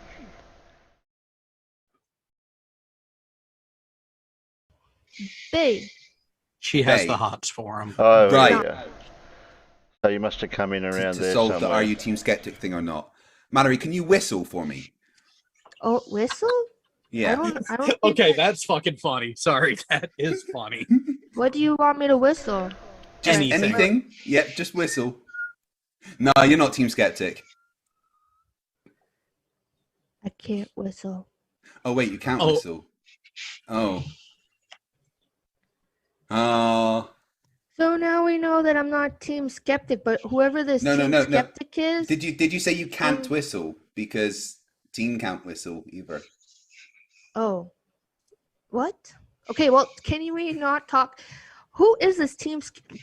Are you able to contact him, get him on here? I've tried, but he's not responding. He's hungover. Yeah. Well... but trying to get this back on track a bit, what image were you trying to conjure with that sound effect? What was the direction or imagery that was in your mind with the path of the rocket that you were trying to convey? Well, I'm just trying to give you a visual because I have a picture on here, so you can't see my arm going, you know? Like, that's what... But the fucking point is... So is it going in an arch? Is it going up and turning and going... Well, obviously... What were you trying to convey with that, please? Damn, Daddy. Like, all I'm saying is the rocket went and hit the dome and exploded. Don't tell me you didn't see this video. Like, you guys seen this video? You're talking about a catastrophic failure. Or I think they might be talking about the... No, I think that Mallory's talking about the yo-yo D-spin. This is what Glober's this is what Globers argue about, that it was just a malfunction, that it didn't hit the globe. Like, you actually saw the smoke going in like a globe, like in a dome. Can you link that video? Yeah, I'm gonna need to see it. I don't know what video you're talking about. Come on, one sec. Yes, everyone when you saw make that video. It's been not posted everyone all saw it. over. Hold on. How am I supposed to find this? Because it was on Facebook. Hold on. We're coming to a discussion about a certain topic. You'd think you'd be a little more prepared.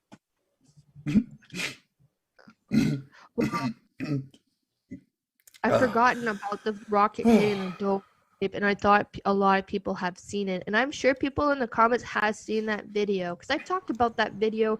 Like, how high up was the rocket? What? How high up was the rocket? What altitude? Yeah. I have no idea. Okay, I'm gonna tell you right now. A good friend of mine sent a probe up. Mix whatsoever. Okay. I mean, that gives credence to you being a flat earther. But a good friend of mine called Mr. Sensible actually sent a probe to space, and when it was up there, do you know what it failed to encounter? It failed to encounter any kind of dome. See, I don't know, man. It could be went onto the peak of the dome and could see what could be outside the dome. But no. So the peak of the dome is directly over England, is it? What? So the peak of the dome is directly over England, is it? I have no idea, to be honest. It's a dome on top of us, like. Oh! Team Skeptics responded to me. Oh, there you go. Lol, I'm working on my computer, but I'll be tuning in now. So if Team's coming into the chat, we can prove that it is or it isn't Team. Is that why you're struggling to talk, because you're typing to me on Discord? Yes, exactly that. Like, no. Man, if I could like use a voice changer, I would be definitely doing it like something cool. Like, I don't know, more like an AI or something. Okay, so you had posted that picture with Elon Musk, right? And Elon Musk guy. Yeah. That dude is total bae. But that dude is total what? On the bae. She has the hots for him. Right. No, I wouldn't say hot, but he's definitely cute and smart. So even him, he was like, saying like this all could be a simulation. Yeah, simulation theory is possible. The problem with it is that it is currently not falsifiable. So it's a nice thought experiment, but not anything that could actually be verified. How do you know?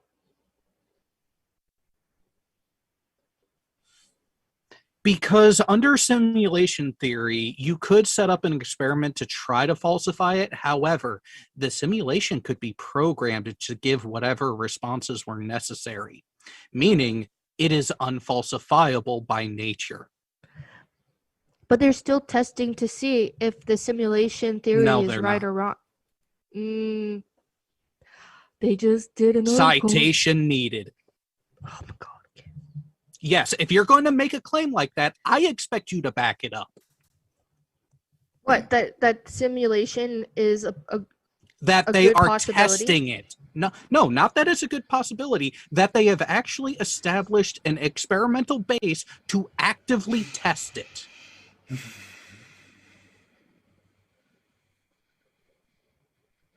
Let's see it. So anything. I'm trying to look for like secret labs, right? But here's the thing. Like I'm looking, right? So I'm actually looking for this because I gotta like type in the right shit for it.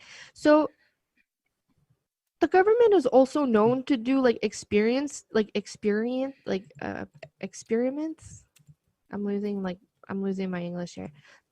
One sec. What the? Oh. Hold on. I got like too many windows open because I just opened up the like Zoom meeting and it showed like this like eagle looking dude. Give me one sec. Yeah, that's my avatar. That's your avatar? I thought that was you in real life.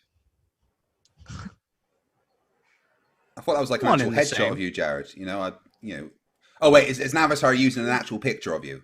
I see. Exactly. Yeah, it makes sense. I am the feathery best. Yeah.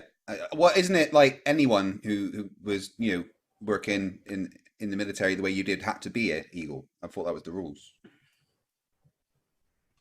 So you worked in military? Aviation, communications, and navigation specialist. Oh, okay. Bird stuff. Makes sense. Okay, never mind. All right. Okay, I don't think it's team because he's in the chat. Well, I'm still waiting to see about this experiment that somehow can test. I'm still Googling it, but at the same time, like, Google is also known to be part of this elite team. Like, you have to really go deep down into this shit, and it's kind of where the government does experiments and like admit this shit later on. So if Elon Musk is saying like it's a good possibility that this is like a simulation, and he has like mad cash, like, don't you think he's fucking testing this shit out? He doesn't just say shit and not do it. He's a do man. That's why he pays other people to actually do it and engineer it. Elon Musk is a great idea man and a great pitch man, but when it comes to actual engineering, he's admitted he actually doesn't know as much. He just knows how to identify talent.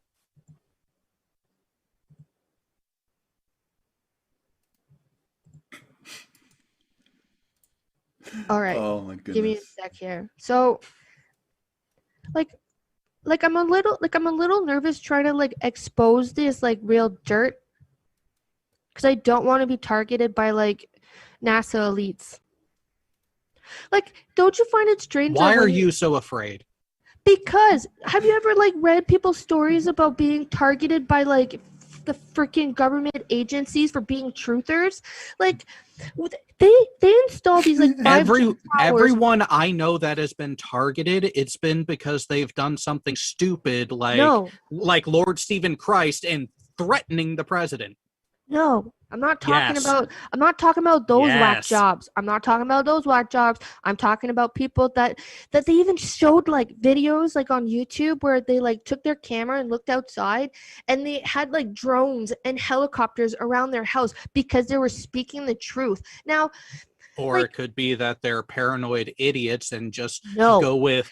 There's legit fucking people in flat earth groups that has like NASA chills like fucking profiles that says like NASA spy agencies, and people posting their credit cards that says like NASA chills and shit. Like, if that right there is proof that there's people out there people can make up a bunch of stuff. People can make up a bunch of stuff, and there are a lot of assholes on the internet. I even asked them, and they were like, yeah, they work for NASA. They are shills, and they destroy flat earthers. Like any flat earther you'll see. And you that's admitted like earlier to being gullible. Why should I believe you? The majority of people believed in Santa like when they were like super young, bro. And that story was trying to tell you that like corporations, the fucking media, the news, were all into it to make you believe into something. And again, I told you, I do not go after the mainstream media. I actually actively ignore them because of how they fuck with stories. Exactly, and they're the ones that share in the globe belief with Hollywood and everything else. They're like, not the only ones. They feed you fucking globe lies. It's a globerism. Globerism is a serious fucking mental issue. Like, how can they manipulate and make data that I did myself lie? I have no idea. Don't you think that whole thing kind of would go against that whole it's a lie if you can do something yourself completely independent of any agency and verify things for yourself? Like, you went to space. No, I verified the distance to the moon. Well, then how the fuck do you know? I verified the distance to the moon. You didn't you just Yes, I did. An EME bounce is a thing. You're fucking military. Of course you're going to be working for them. This was before I joined. This is when I was still in high school. I'm ex-military as well, if it matters. See, that's even fucking worse. You guys are like elites with like this death metal intro attacking flat earthers and shit. And it's like, come on. A buddy of mine made that. Hey, Craig, hang on a second. Hey, Mallory, I'm going to really blow your mind with what I say next. And keep in mind, this is coming from a veteran, someone who actually is proud of the service that they did. Okay. I don't trust the U.S. government to wipe my own ass. Well, there you go. Man, the Earth isn't flat. The Earth is flat, and you still can't trust the government. But kudos, except it's not. But kudos for you telling that. Again, I just hope you don't get targeted. Why are you hang on? Hang on. What is even you are talking to someone who used to specifically say certain flag words when he was talking to his brother over the dedicated phone lines that the military has, just to fuck with the intel guys that had to listen in to our fucked up conversation afterwards. With that being understood, let's get back to my actual question. Oh, you're saying that people? Yes. But yes, like, big brother government is a thing. Go. You guys fuck with each other. You even said that you don't trust the fucking government, and these are the people. I don't, but I can still pushing globalism. But I can still boycott anything. You can boycott NASA. Boycott space. How can you boycott NASA? Wow. How can you boycott NASA? No, boycott NASA. Hang on. Yeah. Just don't support. Just what? Don't pay your fucking hang taxes. Don't buy a fucking rocket ship bed. Craig. Let's remember here. She's a Canadian. She doesn't pay a fucking dime to NASA.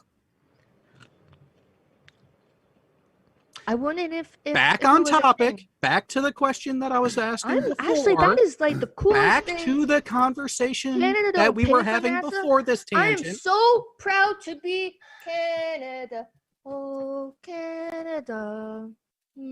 Okay, go on. Sorry. I'm just taking a peek. How can they mess with data that I gathered myself? I don't know. I'm not techie, okay? No shit. You just like admitted that you guys like fuck with each other, so you know more what do you mean than me on this. I'm bringing in someone else who's one of the youngest people I've had on the channel. I feel it might be appropriate for the conversation. Maybe they can help translate between us all, Jared. I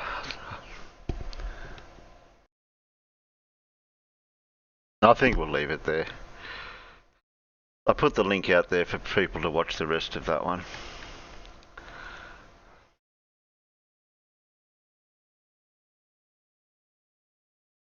Hugh said to play something as well, so I'll have to put that on the list. I can't have too many more videos, we'll be here all bloody night. Okay, so I'll grab that from you here.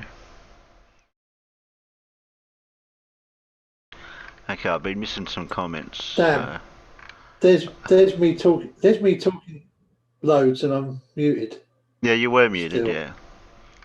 Yeah. Yeah, well, my mum rang. I had to answer the phone. Oh yeah, that's what happened to me before I started the live stream tonight. So I did have a good excuse while we were running late. Yeah.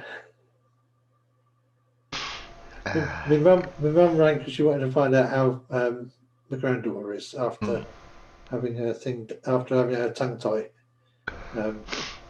corrected Thursday. Okay, what do we got? Whoa, I didn't say you could play that yet. Oh, yes. The H2O question later. That was fantastic.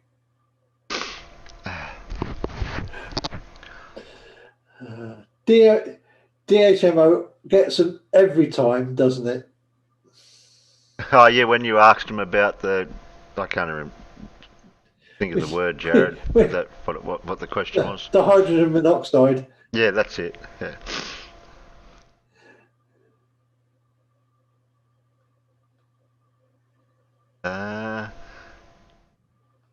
Well, you'll have to wait in line here because I did have request from Carl. Yeah, we also had requests from Carl for Hugh as well. So. Yeah, but Hugh has to wait in line. Yeah. Carl put them in a certain order, but I've lost the order. But anyway, I remember the two people. Where are we? I think the next it was we've done one, and then it was Wally, and then I think Yeah, well, I'll do Wally and then I'll do B-ball. Yes, there was. Do Wally. Do Wally, B-ball, and then Hugh. So. Okay then. And then we'll do some more questions and then we'll see where we're at. Oh. Can't see it out there if I don't do that. And sound.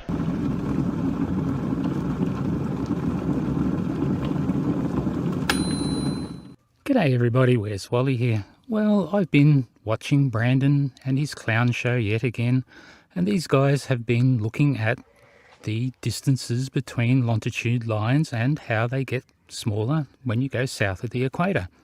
Well, that's what they're supposed to be looking at, but they're kind of making excuses for it. Anyway, Brandon, here's my challenge for you. A little while ago, Jeffrey from Volcano Image produced this video following this one, and it asks you a couple of simple questions. So let's see how you and all your geniuses can answer these questions. It's very simple, I can do it. Have fun, guys. Bye for now.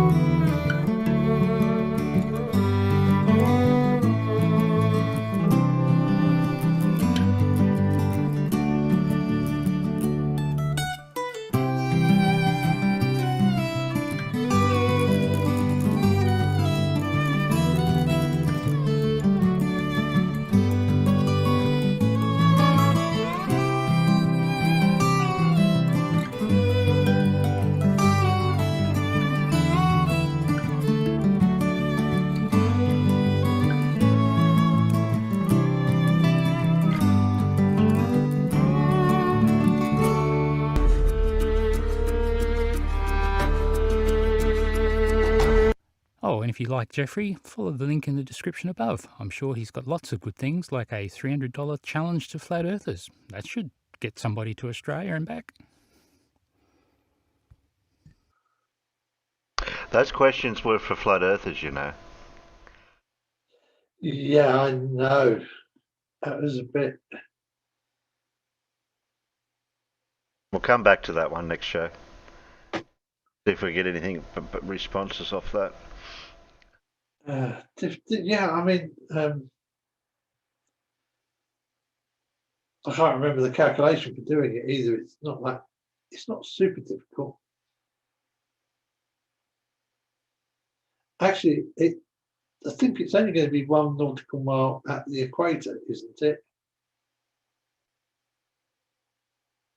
Although you go 1 degree south, it's not going to be that much different, is it?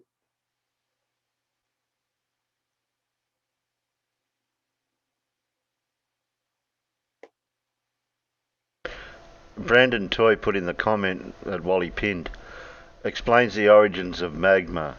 Get real. I got no idea where that comment come from, Brandon Toy.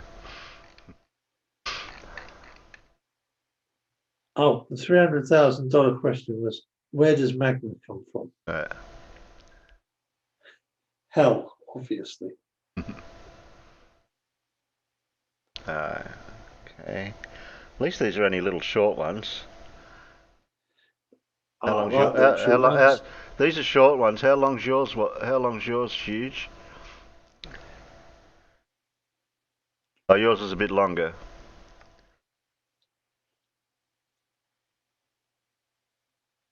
That's all right. We can have a bit longer.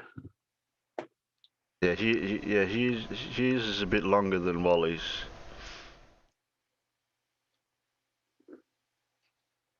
Okay. That was that one. And we'll do B-ball next. It's only a quickie. In orbit, then hurl y'all thousands of miles an hour towards it. We got no flat Earth people in between the tropics. I'm sure. What's going on, guys? I'm sure we do. And you asked Jose if he was in the tropics because Puerto Rico seems like a tropical climate, but I think it's off the coast of South Carolina. So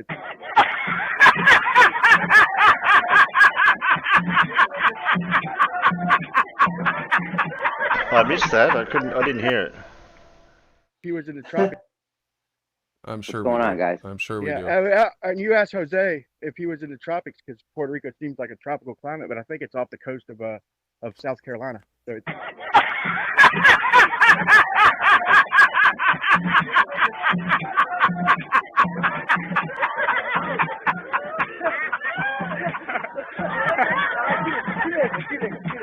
it's not in the tropics. I don't believe. Puerto Rico? What? Yeah, please tell me you were joking. Just...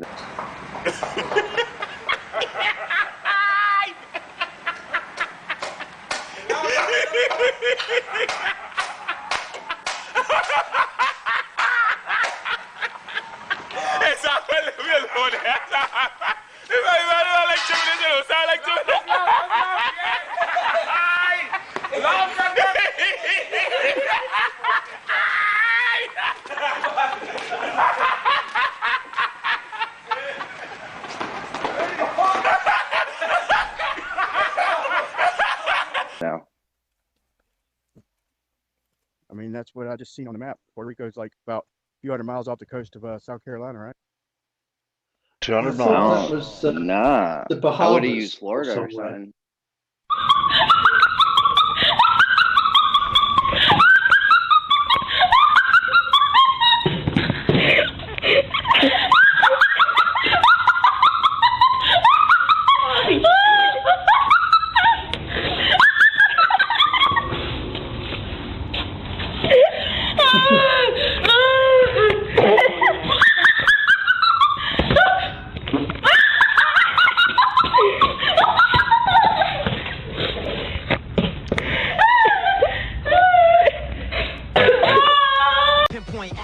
In orbit, then hurl y'all thousands of miles an hour towards it. I must have missed that one off that. I'm never there at the right time for some of these things. No. Oh, I do have a good one for you, as the Paige said the other day. Oh yeah, what did she say? What did she have to say? It was like a thought experiment type of scenario she was trying to put it through.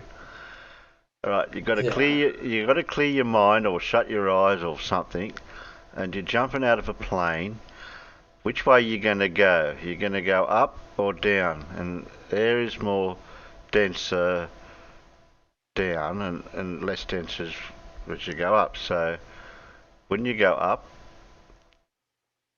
Well, if it was gravity, if it was density, if the motion was relative density disequilibrium crap that Riley likes to spout, then yeah, you're going to go up.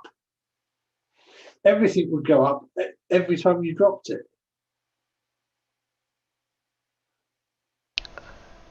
But it doesn't, because it's not density and buoyancy.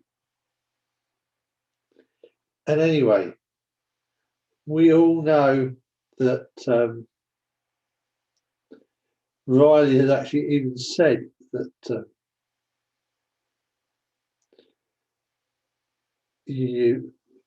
gravity has to exist for certain things to happen. And I wasn't about to play the clip unless you really want me to. Nah. No, she's calling herself the super flirt.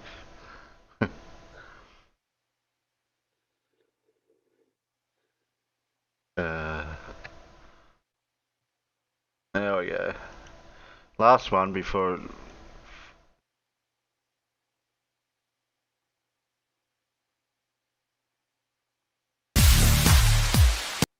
No, I don't know about the music. If it's Hugh's video, I'm pretty sure his intro music should be alright. Yeah.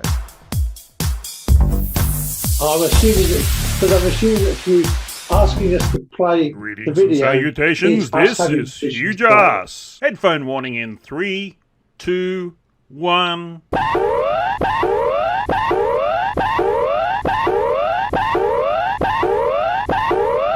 Severe facepalm warning is in effect. Oven mitts mandatory from this point forward. You are at risk of pummeling yourself to death with facepalms. Yes, we'll definitely need those warnings for this one, guys, so I'm not kidding. Go get your oven mitts. People ask me why do I bother with these flat earth idiots, and it's a question I ask myself over and over as well. And the answer is always, it's really not anything to do with them in particular. It's about the people that they might fool.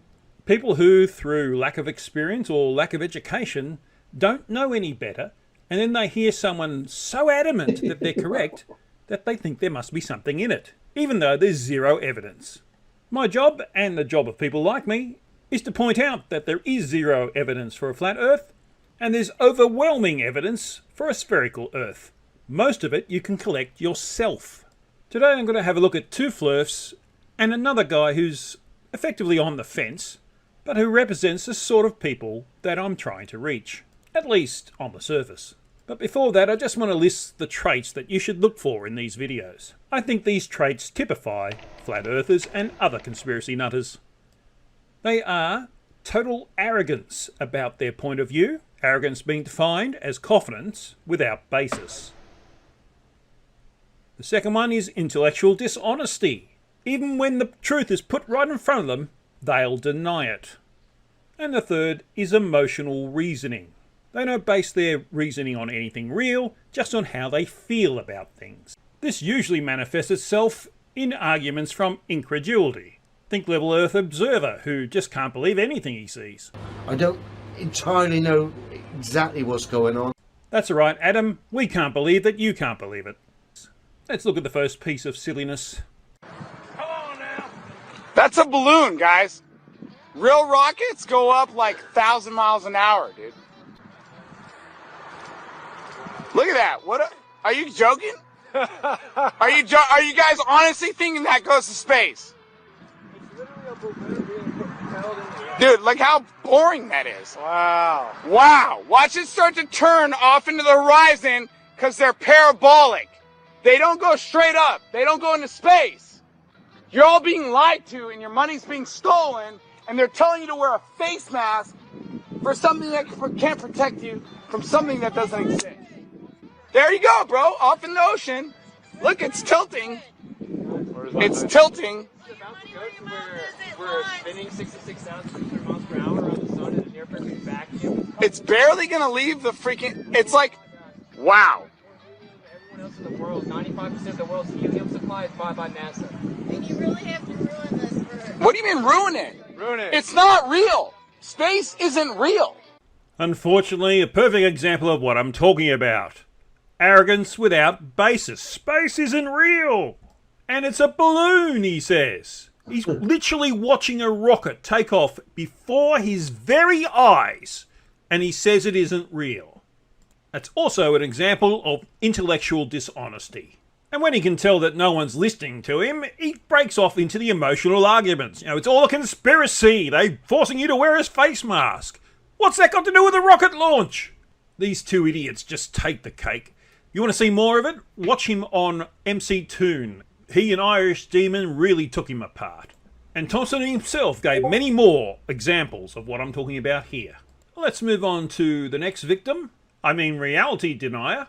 Nick from Phuket Word.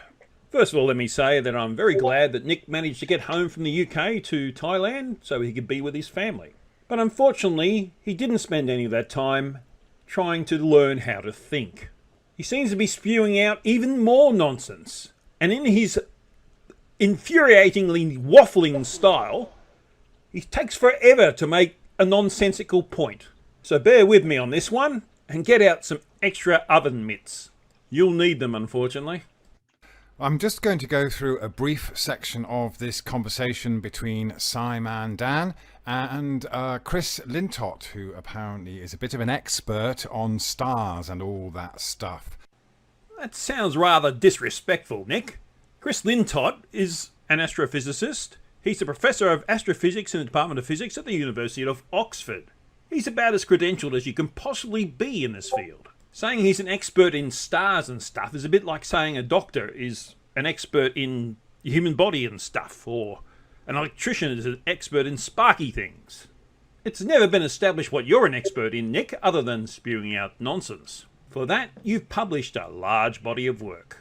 Now, Simon Dan is well known to so-called flat earthers because he often does hit piece videos. And there it is. Intellectual dishonesty and an argument from emotion. Doing videos showing why you're wrong are not hit pieces. They are opportunities for people like you to learn. A hit piece would attack you personally, not the things you say. A discussion of the ideas is just that. A discussion of the ideas. I guess pointing out that someone makes the same mistakes over and over and over could be seen as a bit personal, but there's an easy way to fix that. Stop making those mistakes. Learn from what you're being told. By all means, test what you're being told, but don't hand-wave dismiss it just because you don't like it. And if you've got a counter-argument, present that argument.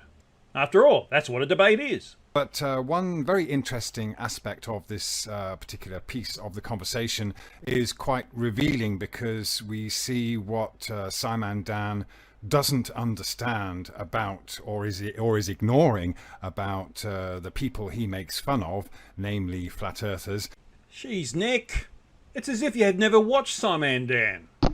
Anyone who has, and he's got over 400,000 subscribers, would be hard-pressed to say that Dan makes fun of you guys. All he seems to do is present what you guys have said and allow the silliness of that to be self-evident. Just as I'm doing here with your video. And you've got to admit, with people like Multi-Tom-Tom and Level Earth Observer and Nathan Thompson, there's some really silly people on your side of the argument. Not so much on the reality side of the argument. And it also illustrates how Simon Dan doesn't understand the model that he believes in and promotes, the heliocentric model in which we are on the outside of a spinning globe. You're making a couple of assumptions there, Nick. The first assumption is that you understand the heliocentric model of the universe. Unless you understand it, how can you judge whether or not Simon Dan understands it? And there's not a lot in your videos that suggests that you do understand it. Next assumption that's wrong is that Simon Dan believes in the model. No one believes in any model in science. It's not a matter of faith. It's based on the accumulated and verified body of knowledge that science has built up over centuries. And the last assumption demonstrates that you do not understand the model. No one says we live on a spinning globe except flat earthers. Our globe rotates, different from spinning. If you don't understand the difference, it shows that you're just making an argument from ignorance and an argument from emotion because it suits you. So it's a great example of the kind of compartmentalized explanations that people like Simon Dan like to come up with as so-called proofs for their belief. Actually, it's a great example about how people like you compartmentalize your thinking to keep reality out of it, as we'll see later on. All you're doing here is projecting. I just want to go a little bit further into what I said just now about the ignorance or the misunderstanding that someone like Simon Dan has when it comes to his so-called debunking of so-called flat earthers. Psychological projection is a theory in psychology in which humans defend themselves against their own unconscious impulses or qualities, both positive and negative, by denying their existence in themselves while attributing them to others. So let's have a listen, and I'll stop it at various points where something needs to be pointed out. Conspiracy Cats is the guy who normally who's co-host with me. We are both people that try and debunk conspiracies on YouTube using science. Okay, he said we are both people who try to debunk conspiracies on YouTube using science. Now he's talking about another guy who has a very similar format,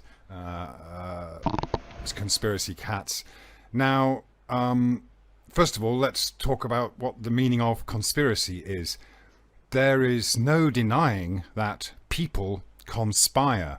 I totally agree, Nick. And I'm sure Dan and Chris would as well as conspiracy cats and pretty much everyone else on the debunking community. The issue for us is when you see conspiracies that aren't there and for which there is zero evidence. Your incredulity is not evidence. It could be people in a boardroom having a meeting to decide what kind of marketing plan they're going to use to sell a product. That's not a conspiracy. That's just making a decision. Or it could be politicians collaborating to create laws, or maybe have laws enforced in order to generate more income for the Treasury. That's not a conspiracy either. That's just politicians as governors doing their job. Parents even will conspire against their children, and children or siblings will conspire against their parents. Well, that's a little bit closer to the true meaning of conspiracy, but it's hardly anything like keeping the shape of the Earth secret. You seem confused as to what a conspiracy actually is. Let's, in true Flurf style, have a look at the dictionary. Conspiracy, noun. 1. The act of conspiring. 2. An evil, unlawful, treacherous or surreptitious plan formulated in secret by 2 or more persons. Plot. 3. A combination of persons for a secret, unlawful or evil purpose. He joined the conspiracy to overthrow the government. 4. In law, an agreement by 2 or more persons to commit a crime, fraud or other wrongful act. 5. Any concurrence in action, combination in bringing about a given result. I certainly don't believe the examples that you gave fit definitions 2, 3 and 4. There was no evil, unlawful, treacherous or surreptitious plan involved in any of those. You might get away with definition number 5, but given your context is a conspiracy to hide the shape of the Earth, I suspect we should go with 2, 3 and 4 in this case. So your examples don't support your case at all. You've offered a false equivalency. This falls under intellectual dishonesty. You know what you said doesn't really support your case, but you said it anyway, in the hope that it'll persuade someone. I think that counts as a little bit more projection. So conspiracies happen all the time, everywhere, in every single aspect of our lives. Not based on the examples that you provided, they don't. So to then say that you debunk them with science is also another fallacy, because Simon Dan and Conspiracy Cats have done nothing more than sit behind microphones, often reading scripts, and they're often making hit piece videos about so-called flat earthers or the people that are questioning the heliocentric belief. Marie-Louise von Franz extended her view of projection, stating that wherever known reality stops, where we touch the unknown, there we project an archetypal image. And their so-called debunking is nothing more than repeating the same old explanations that we all know from childhood, because they've been repeatedly told to us to have us believe in certain things. Well, we are taught things as children to accept without question. Basic things that are the core of our understanding as adults. Things like our times tables or how to spell. And apart from it being basic information, it's also not possible for children to understand and analyse these things properly. Their brain has not yet developed that to the point where it can. In fact, your brain doesn't fully mature until you're about 25. As any parent will tell you, teenage brains and adult brains operate differently. But as you move into tertiary education, you are still required to know facts, but in things like physics, you are actively encouraged to test it for yourself. In fact, it's a requirement. I suspect Nick hasn't been to tertiary education, so he doesn't know this yet. In fact, most Flurfs haven't, and that's why they seem to have this concept that universities teach things by rote, which is not the case. That's only done in secondary and primary schools, where it's more appropriate due to the lack of development of the children's brain at that point. What happens then, though, is the teaching of basic information that they can use when they're an adult and can analyse things properly. And that's the other advantage of going to tertiary education. You learn how to figure out things. You don't just figure it out by yourself. If you've got nothing to compare it to, how do you know you're right? That's what university teaches you. They don't teach you what to think, they teach you how to think. Something people who haven't achieved that level of education have missed out on. And if smart people with the same facts all come to the same conclusion, that's because they're correct. So that is no different to any other religious text that is promoting some kind of belief. And again, a lot of the time it's often open to interpretation. So there's no real science. None of these guys have ever done a practical demonstration in all these years of their so-called debunking of conspiracies. None of them have actually done an experiment. None of them have actually gotten up from behind their microphones and done anything practical to prove a point. All they've done is cited the same old explanations that we've all heard since we were in school and told to believe that we live on the outside of a spinning globe. More intellectual dishonesty. Phuket Word knows full well that the vast majority of experimentation you can see on YouTube is done by the debunkers. Most of us do it to show flirfs why they're wrong. Although because flirfs are intellectually dishonest, they never accept any of it. Nick's ignoring the work of Mr. Sensible with his mage balloon. Where's Wally, who's demonstrated many things that Flurf said were impossible? Critical Think and Wade's Underworld, who do lots of observations of ships over the horizon, and the relative weight and the change in a control weight at different latitudes. Not to mention Wolfie 6020, who's done all sorts of experiments while he's up in his plane. Red's Rhetoric, who measured the speed and height and size of the ISS. And not to mention myself, who did a worldwide collaboration to map the sunset and sunrise direction on a flat Earth at the equinox. And I'm doing it again this equinox. And in June, I'll be doing an observation from both South America and Western Australia, and also South Africa, to show that the stars seen at the same time from all three continents are the same, which would kill the flat Earth. That's only possible on a globe. Anyway, I think that's enough of Nick for now. His video is 35 minutes long, and he only showed a few minutes of Simon and Dan's video. It's a rich goldmine of derp from Nick, but I think I've made my point. I want to end this video on a more positive note. Last week, FDFE debated someone who identified themselves as a flat earther. But if you've only seen Nathan Thompson, Austin Whitsitt and Nick from Phuket Word, you've been very puzzled by the way it went. Guest today is a flat earther that I found on Facebook. His name is Gavin. Gavin, welcome to the show. How are you doing? Good, yourself? I'm doing pretty good on my lovely rotating globe. Right, so Gavin, why don't you just take a couple of minutes, introduce yourself, and let everyone know your position, why you think that the Earth is flat. Then we just get into a discussion about things. Okay. So like yourself, I always believed in the globe, obviously. You know, I went to school and I was taught the same things you were taught, probably in elementary and junior high, high school, or whatever the equivalent is down there. And then I went on to university, and then I got a little bit older, and I don't know, I started questioning things. I started looking at stuff, and I'm like, fuck, you know, it doesn't seem like a spinning ball. Things don't move. The atmosphere stays quite, you know, neutral in here other than storms. It just didn't hit for me. I'm not a religious person, so it's not like I based anything that I think off of flat earth because of the Bible or scripture, because it's farthest from the truth for me. And do I definitively know the earth is flat? There's no pictures and there's no evidence. And I don't have the means, obviously, or the money to try to do something like that. But I can do things that I can witness myself, experience myself, and I guess use my common sense to look around and realize that I don't feel that we're on a ball.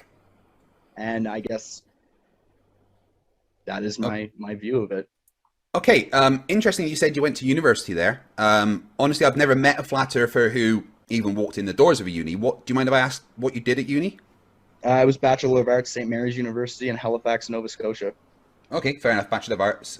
So you've been in education, but you haven't really studied anything physics-wise, is that correct? No, not at all. I'm not going to sit here and pretend that I know all It's kinds got a of BA degree. I wonder what is it? I guess I'm knowledge in things that I read and research, and other than that, no, I don't really follow. What's that, Alan? I said he might have he's got a BA degree, but it'd be nice to know what his area of study actually was, because I mean, Bachelor of Arts covers an awful lot of ground. Too much about it. So that's a bit different, isn't it? He obviously believes what he believes, but he doesn't seem particularly arrogant about it. And he openly admits that he doesn't know anything about physics, so he's not particularly intellectually dishonest. That's quite an honest statement to make. His reasons so far are emotional. He's saying that it doesn't feel like it's spinning and things like that. That's a purely emotional thing to say. But the surprising thing is he went to university. Sure, he did an arts degree, it wasn't science, but he went to university at all. Maybe he's learned how to think. Let's see how he reacts to Red's rhetoric explaining what he did to measure the speed and height of the ISS. And I were to show you these observations, what would you say to him? If I saw it, I'm a person that has to pick things apart, and I have to obviously see evidence and proof for myself. I don't know, maybe I might change my mind. So if I showed you that video, you would have to dissect it, or would you have to actually do it yourself? Well, here's the thing. If I'm taking you for face value and you're going to send me a piece of footage, or I'm going to watch a piece of footage, I'm going to take it at face value that it is what it is. And if you're telling me what you're telling me, and you can prove what you can prove, then I guess it's kind of hard for me to sit here and say, well, the space station isn't real, right? Okay. I'm not one of these flat earthers who's just going to sit here and keep telling you, well, no, you're wrong, just because I feel you're wrong because I don't believe in it. If you could show me proof, man, power to you, and it might change my mind. How rare is it that we hear something like that from someone who claims to be a flat earther? It's all we ever ask of them. Anyway, this video's already too long, and I think I've made the point. And it's a nice positive note to end on. So to Nathan Thompson and Phuket Word, be like this guy, Gavin. He's genuinely seeking the truth, because genuine truth seekers don't reject the truth when they don't like it. They got to be convinced by evidence, and not how they feel about the evidence. The corgi's warming up, so if you like this video, click the like button. It really helps me out, as does leaving a comment. And if you'd like to see more of what I do, click the subscribe button and the bell notification so that you get notified of future videos that I put out. And if you really like what I do, please show your appreciation by buying me a cup of coffee through the ko-fi.com website. It's a one-off donation, which I very much appreciate. Many thanks to everyone who's done so far. There's a link in the description of this video for that, and there's also a link to my Discord server if you'd like to join there and have more interactions with me directly. Or if you'd like to more regularly contribute to this channel, you can become a channel member by clicking the join button below. For $3.99 Australian a month, that means you're a part of the huge ass movement. You can stop it now, Terry. Yeah. Thanks, you. That was pretty good.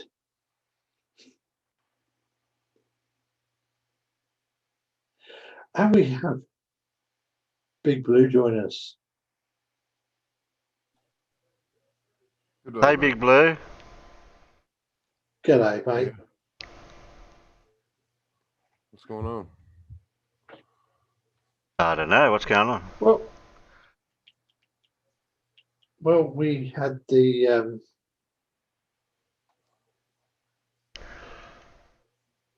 we had the brain numbingness of Lindsay earlier. Two of them, but unfortunately they were only short ones. Oh goodness. And not Lindsay. Anything with Lindsay? No. Well, we found out he doesn't know how an alternator works, or how to pull one apart. Yeah.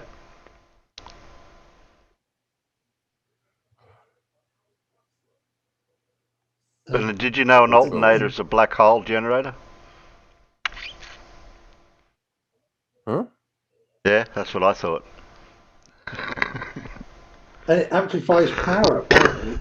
So you can get much more power out of it than because you're just spinning it around and you get power out of it. Oh God.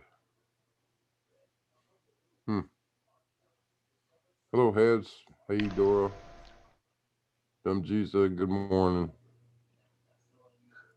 Huge Arse.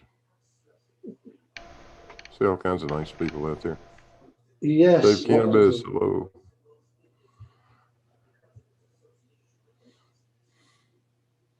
Who's this Alan Evans guy? Oh yeah, I know you.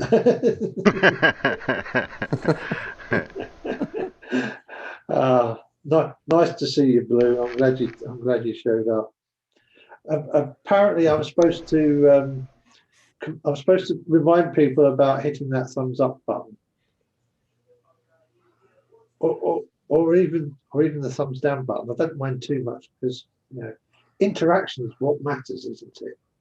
Yeah, well, you got 20 odd people watching. You only got nine thumbs. It's gone up. It was 6 a minute ago before somebody started putting stuff in the side chat about it. Right.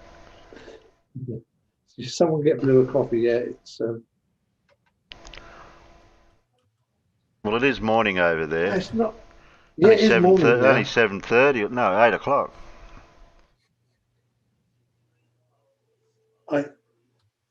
I saw you started streaming again, Blue, but that was as I was shutting the computer down, so I wasn't going to join you because it was too late over here.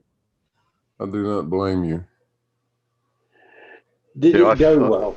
I was falling asleep the other night with that going. I had to go to bed. I hope Mrs. Yeah, let me talk to you for a second. I just saw the Discord. So check my response. I'm gonna have some coffee. Okay. I'll be back. Just as long as the second time round, Mrs. Blue didn't need to use the laboratory for whatever.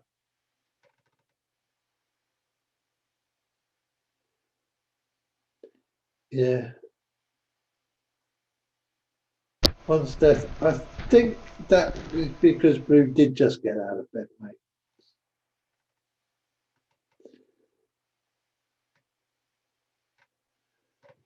Sean left a comment over on Blue's server saying, whenever I watch your live streams, all I can think of is want to develop an app. I got no idea what he means by that. Oh, that was over on Blue's server. It was only today.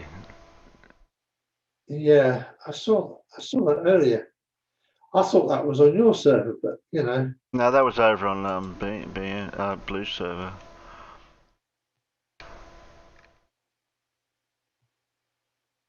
I'll put a link to Blue's latest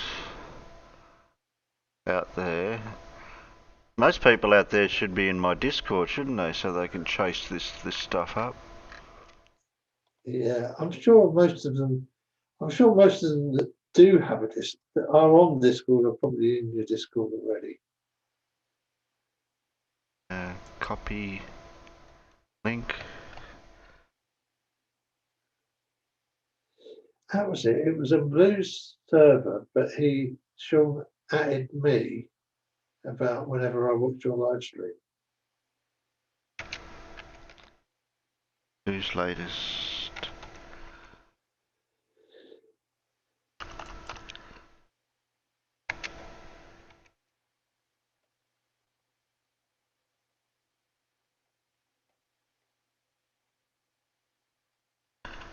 There you go, Blue's latest Cavendish. That came out. That link come out right for people out there? That was only done... Probably. That was only done... Oh, doesn't it come up? I have to put it on the YouTubes to find it. But I'll grab it anyway.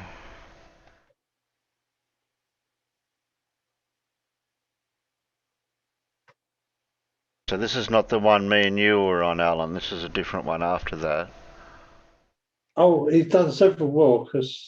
yeah, this was 12 hours ago. No, I wasn't on this one. Yeah. I was talking to him... Oh, it was more than 12 hours ago. It was like... more like 18. Pip put a comment over on my Discord. Sweepstake to win. Nothing happening on my Discord. Something.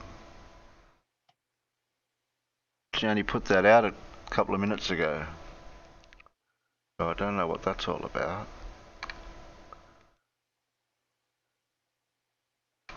I can't navigate Pip's Discord. I don't know what's where. There's rather a lot in there, isn't there? Yeah, it's the titles usually what that get me. Which one's meant to be the general chats and all that sort of stuff.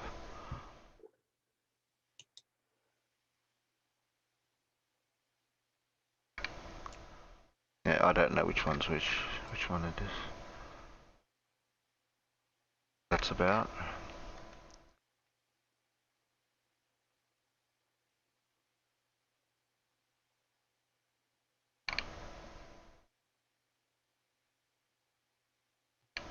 Ah, I see. What's that? It's Grand National Day. It's Grand National Day today. Oh, you got a horse race like our Melbourne Cup sort of thing. Yeah, Grand National is steeplechasing, so I don't know. I don't know if the Melbourne Cup is steeplechasing or on the flat. No, just on the flat. We don't have that. Not that I'm aware of. We probably do have steeplechase somewhere, but most of ours is just on the flat. Well, I'll grab my coffee while Blue's grabbing his, and then we'll probably do the rest of the quiz. Yeah, we can do the rest of the quiz after. You mean you're going to leave me here to do it all on my own? Do what all on your own? Talk to. I've talked to myself now.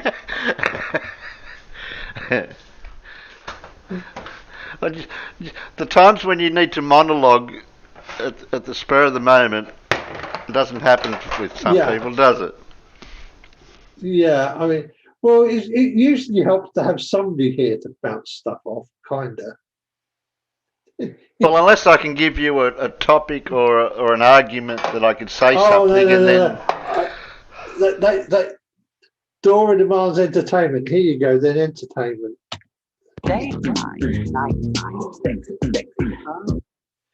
Bit of music for you all.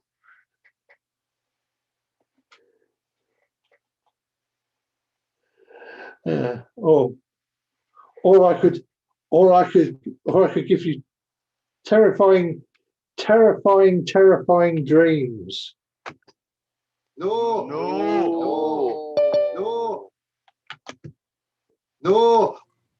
Oh well. Which one is it? Can't find the right button. Somebody's at the door and I can't get to the door. It's possible.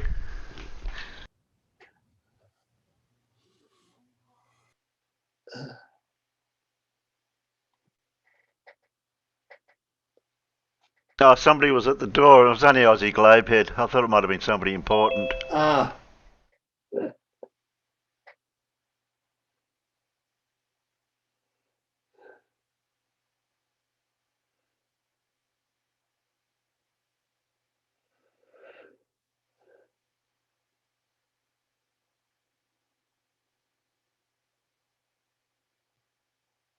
Hello. Oh. Hello. Hello. Hello. Hello. Hello. Everyone can watch Big Blue's balls while we're waiting. Yeah.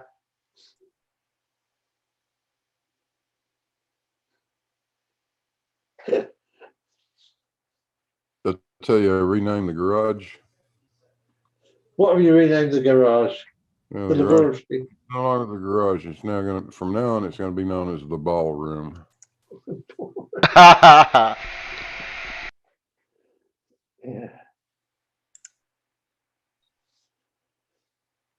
And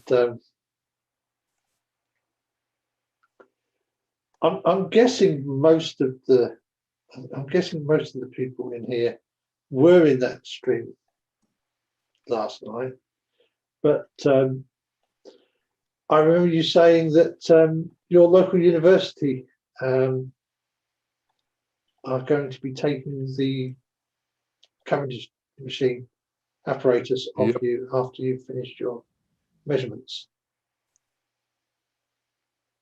Yeah, another probably a month from now. Not sure about the timing, but They definitely want it.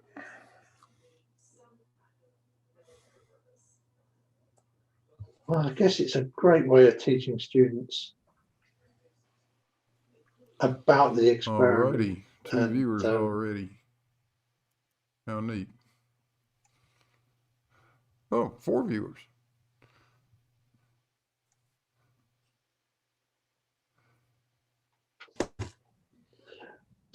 This is confusing, Blue. Hearing you Larry. in the background. Welcome. And I don't know why you're not blue, but you are. You will be now. So. I'm gonna go move. The big boss. Mute that hillbilly. I can't. That's Terry's job. There you go. I'll mute him.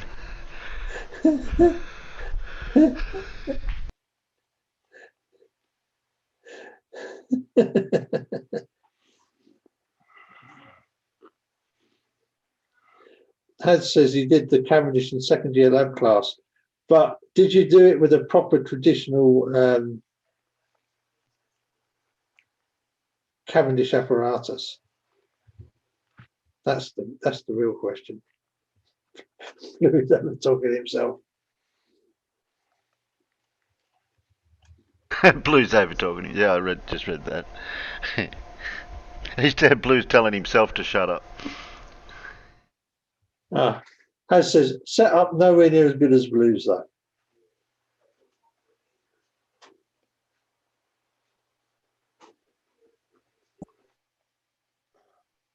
Well, we can do the questions while we watch Blue's balls, can't we? Yeah, we can do the questions while we watch Blue's balls. You don't mind that, Blue? I'm now. That's fine. Brian's electrostatic balls. Yeah, I'm Brian's electrostatic balls now.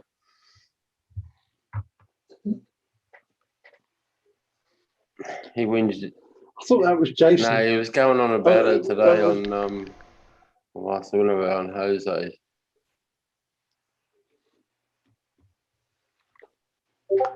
I can never get to watch Jose's anymore now. They're too bloody late at night.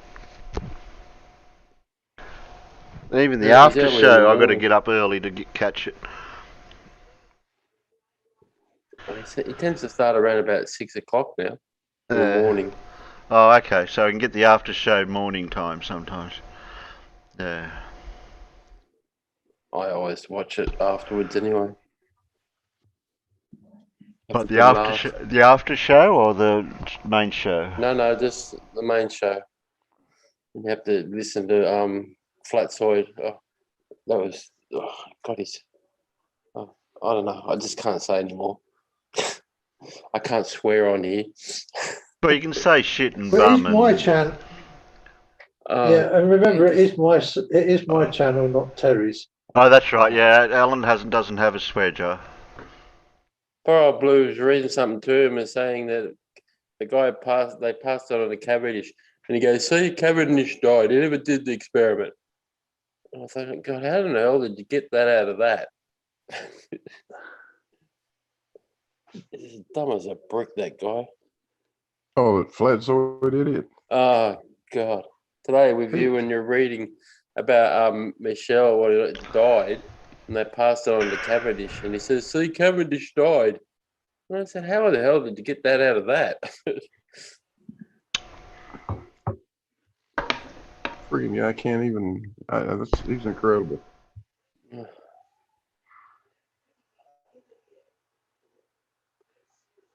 Mr. Chop out 11 frames.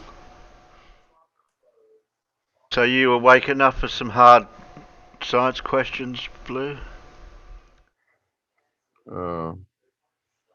Like for example, like what's the most abundant gas in the Earth's atmosphere? I can do those, yeah. Oh, okay. Okay, so we ready for the we're ready for the next set of questions then. Yeah. Well, these are a lot better than Paul's questions because, for one, I can nearly answer them, and the chat and the chat also mainly can answer them too. So we get more answers out of the chat this way. Don't worry, Jezza, that question isn't in there again. What's that? It's still N2. Oh. The most abundant gas in the Earth's atmosphere. All right, yeah. I might throw that in at the end as an 11th question. How's that? We'll send it to the end. Oh, and Blue, how Right. many? How close are we to monkeys? How close are we to monkeys? Yeah. I don't. DNA percentage wise. Oh, pretty high. Yeah. I don't know. I'll say 99. How's that? Well, you went. I said 99. I said 99. Well, yeah. Sorry, it's chimpanzee. Yeah, chimpanzee rather than monkey. Because oh, was it? Yeah. Anyway, here we go. Next, the first question of the second half. What modern day country was Mary Curie born in?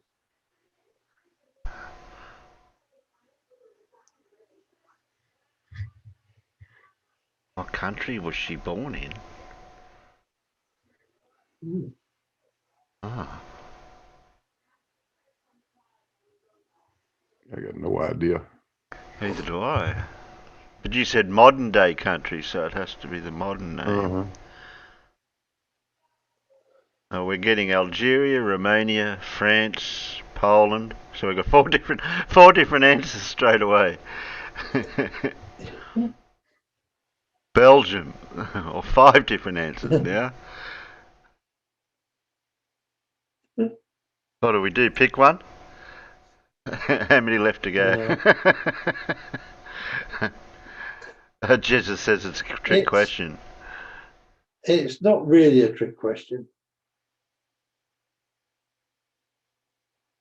Yeah, Hads might be on the right line of it.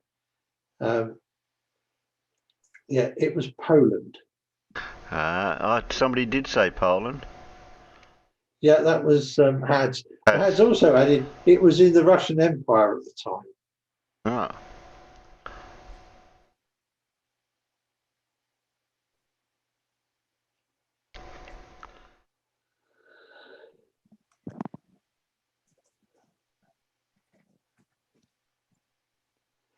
Oh, I guess the yeah, well, they've answered it, so. Yeah, I guess the live chat is still fairly slow.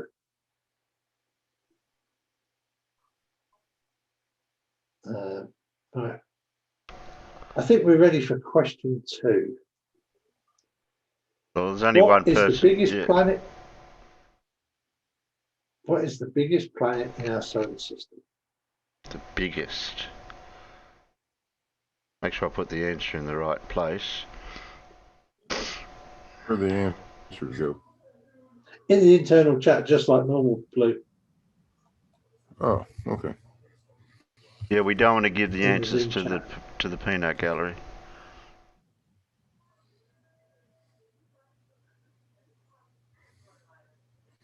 I'm hoping they'll give the answers to us.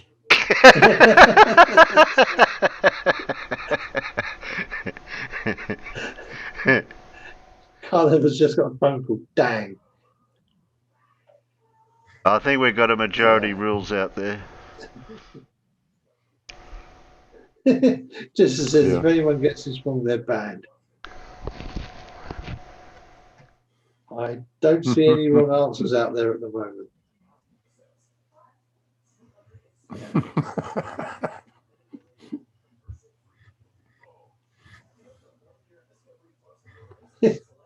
Fred, I do not believe that. That is not true.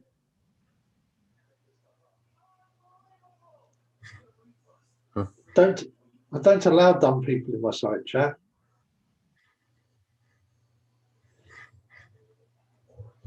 And you are all welcome here. So there we go. Next question. Question number 3 in the second half. What name is given to the number of protons found in the nucleus of an atom? Can you repeat that again? Sorry. What name is given for the number of protons found in the nucleus of an atom? Oh. I need help, Blue.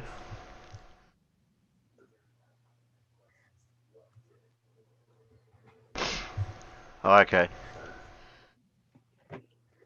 I was thinking of something else.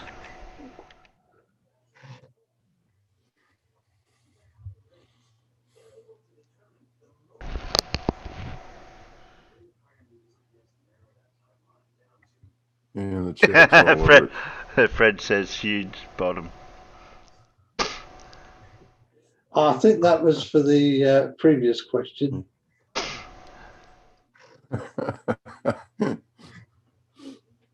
Is that your answer, Globy? Yeah, I wouldn't have. I don't know what the answer is. So Well, do what I do. Cheat. No, Davey, and it's not Bob or Irma or Wilbur.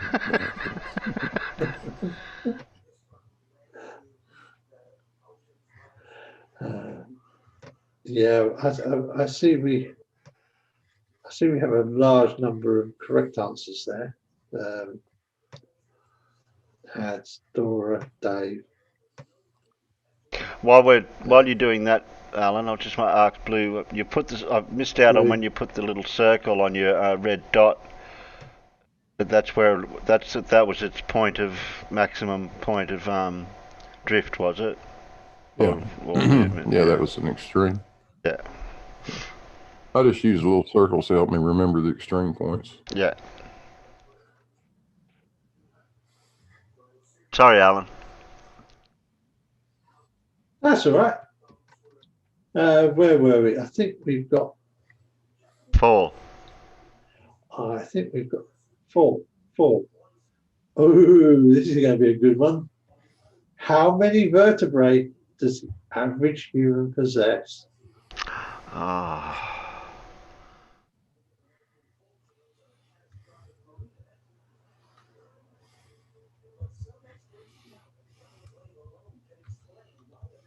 I'm just going to round off a number, but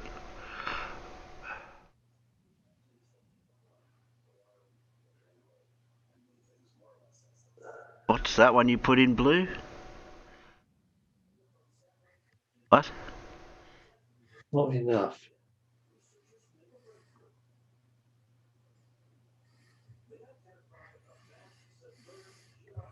And we've got a little low number and that number. So,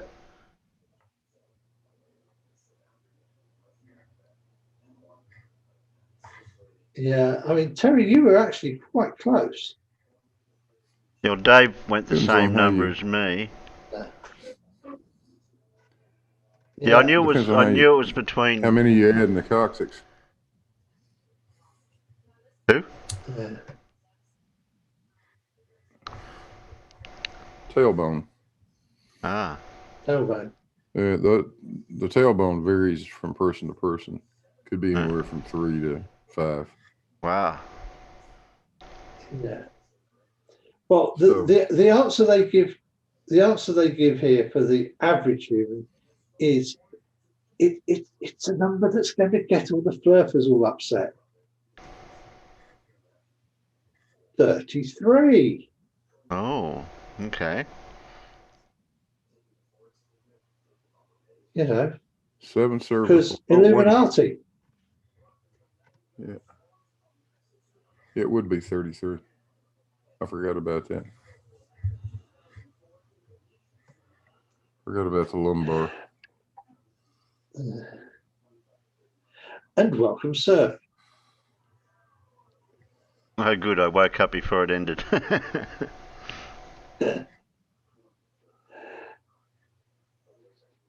David, yeah, you and Terry tied for nearest.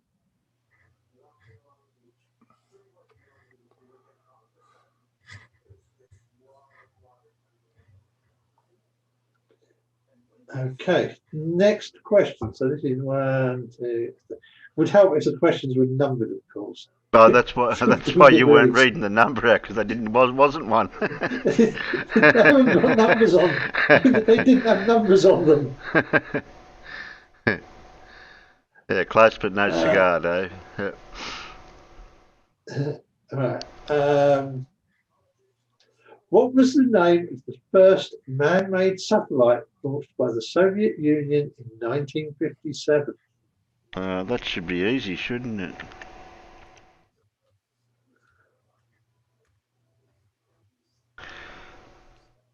Blue, I wish you wouldn't type with your fat fingers quicker than I can.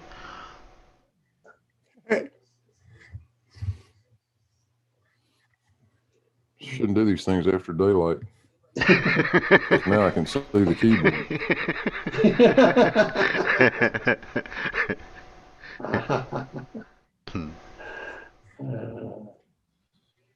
I think most people got the spelling right except for me.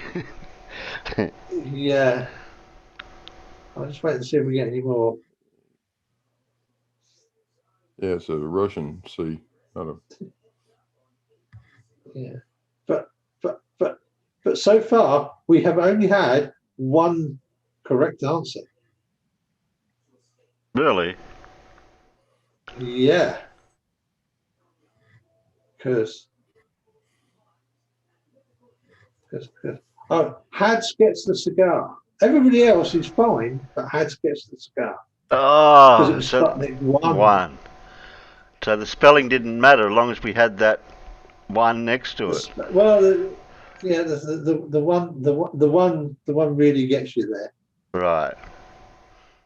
But yeah, I mean, Jezza, Dave, Dora, everybody who puts Sputnik. Yeah, that's that's a good enough answer. But Hads, yeah, really hit it with. But isn't that not as known, as well known? Because people just Well, say Sputnik. Yeah, I believe there's somebody put in there.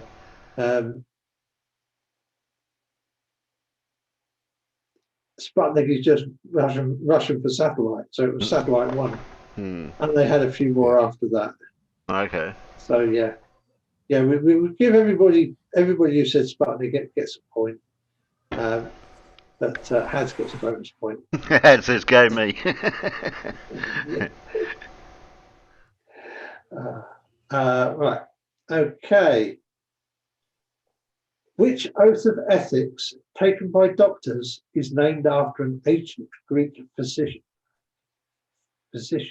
I know it. I don't know if I can spell it without looking at the thing. I'm probably going to spell it wrong. Did I spell it wrong?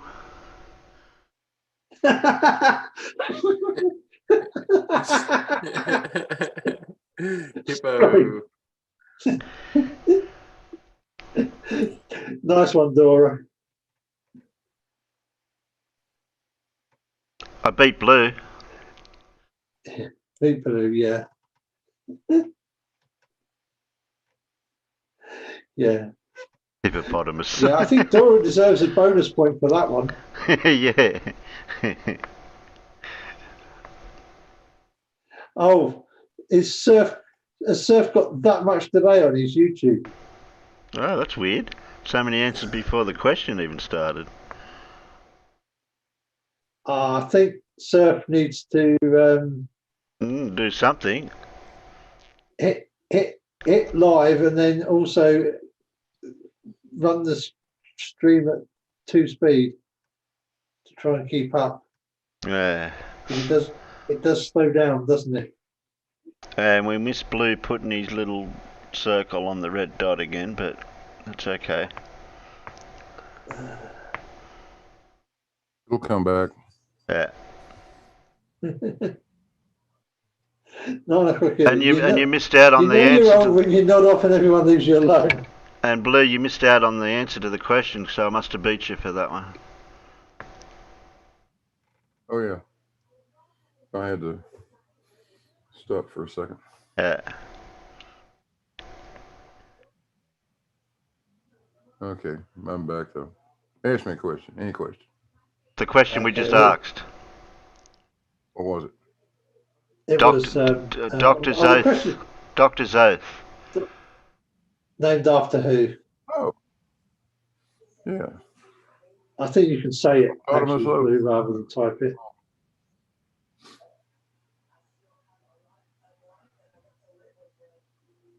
Everyone's already answered it anyway. Yeah. Yeah. I would have gotten that one. Yeah. Yeah. Oh, now you say that. Okay.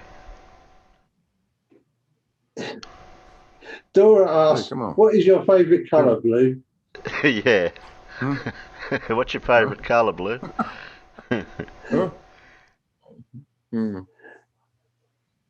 Now, Dora.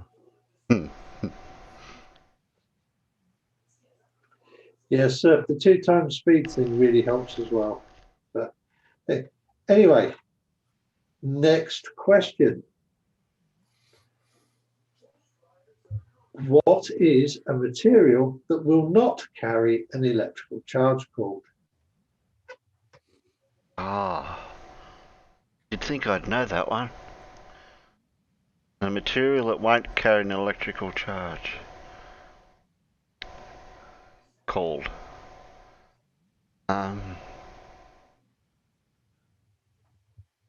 Bob.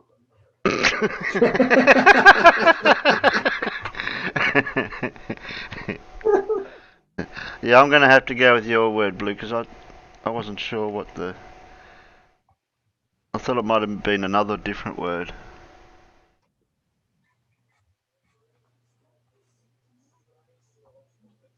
Because I was thinking of conductor, and then...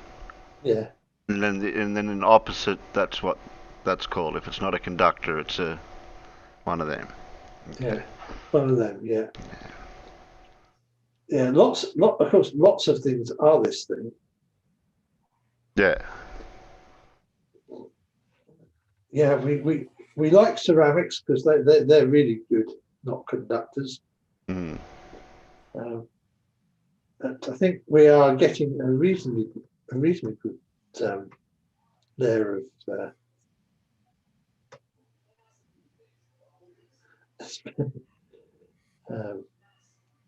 yeah, I think we can go. Jezza, Dave and Carl Edwards, Hads, Dave Cannabis, all in there with insulator. Yeah. Dora came in with grounded, which surprised me, but Carl Edwards, Fecity.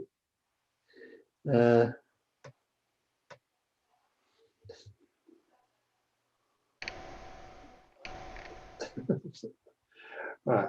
Are we ready for another one? Oh yeah. And we got no idea what number it is. It must be 17. It's 17. This is question 17 of the original 20. It's 17. Which Apollo moon mission was the first to carry a lunar rover?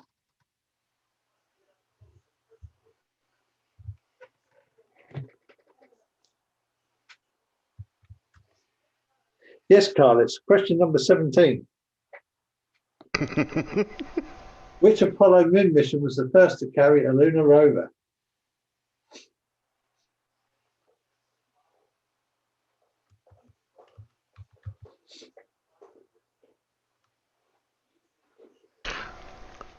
Oh, I forgot the other one. I'm thinking a certain person should know it more than what I do.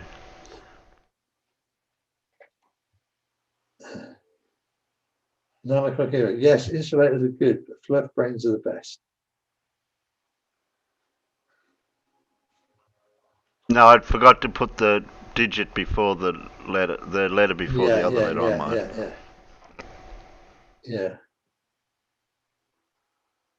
Or I didn't press it hard enough. Yeah. I think we caught a few. I think we caught a few. Yeah. I shouldn't have stressed the question number quite so much, but I couldn't resist that one.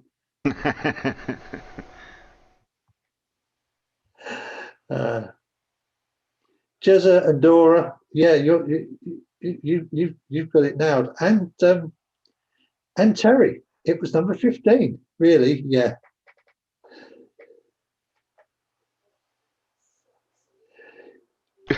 Yeah, I know. That's what threw me off with Blue. I'm thinking I'm going to cheat, and then Blue went that, and I went, oh no. That was a 50-50 chance, wasn't it? I gave you 2 shots at it. Come on. Yeah.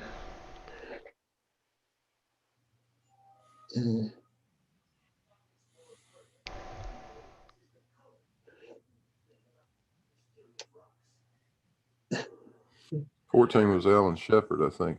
And it was the last one that didn't have it. The third one to actually land. Yeah. Yeah. Okay. Actually, Al Shepard was supposed to fly Apollo 13. Yes. But he had an ear infection, got bumped. Wow. Okay. Oh, I've forgotten the fancy word for the.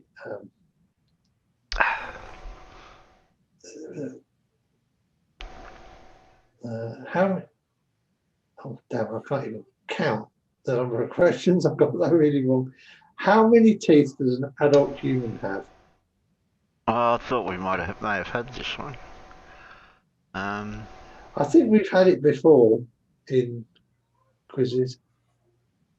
I can't remember the exact amount.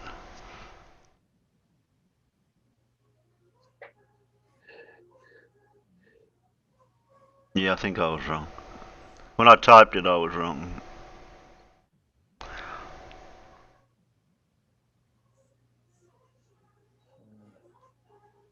Because I wasn't sure if you meant adult. You said adult teeth, didn't you? Yeah. Yeah. Yeah. Yeah.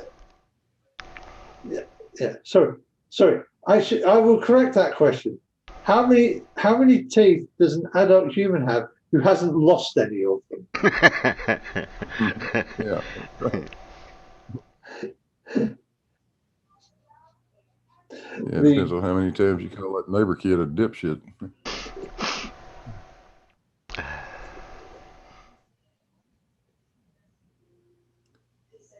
Carl said I did medical, so I should know that. Yeah, Blue got it, and who else was we got there? Dave Cannabis, Carl Edwards, Hads, Dave N. Jezza wasn't close enough. Yeah, the correct answer is 32.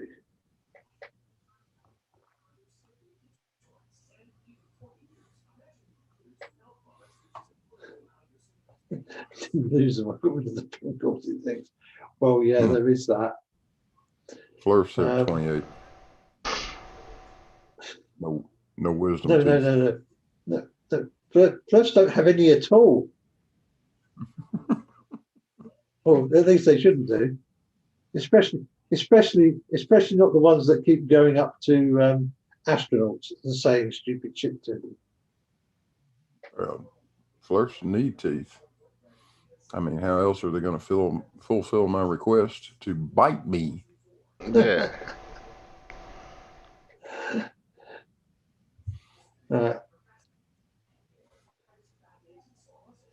Here we go. Next question. What is the study of mushrooms called? Plato, Ozzie, Jesus.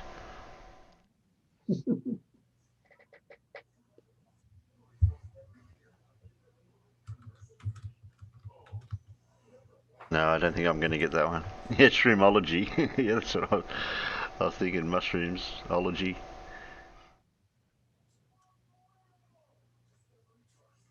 Get higher education. Want to get higher education.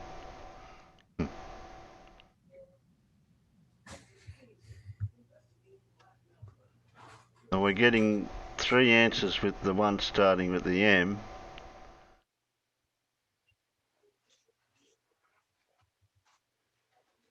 Yeah. Hallucinogenics. Yes, the scientific study of them, at least, is called mycology. Right. Indeed. So.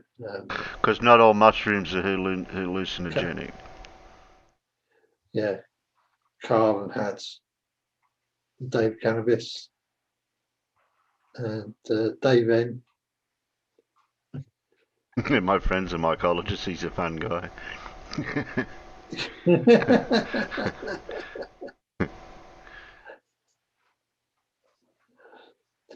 Right. And since I screwed up and that was supposed to be question 19, I guess we better ask, what is the most abundant gas on the planet Earth in the atmosphere? You'd think I'd know this one.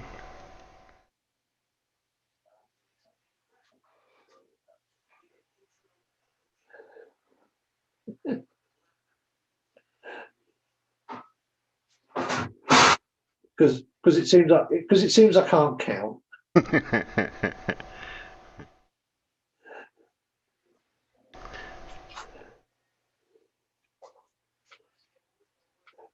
Well, I hope you all enjoyed that quiz that I cribbed out of the Radio Times. Yeah. Which. Well, we'll have to have a talk. We're going to have to talk to Paul about the type of questions that he's been putting in his quiz.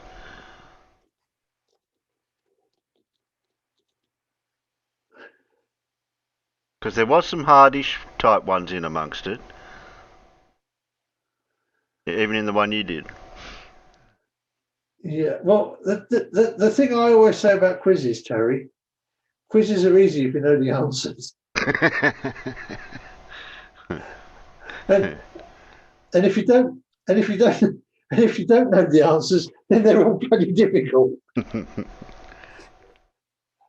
I've had people say, "Oh yeah, it's going to be a really easy quiz. They're really easy questions." And I haven't known a damn one of them. Yeah. Because it's stuff I just don't care about.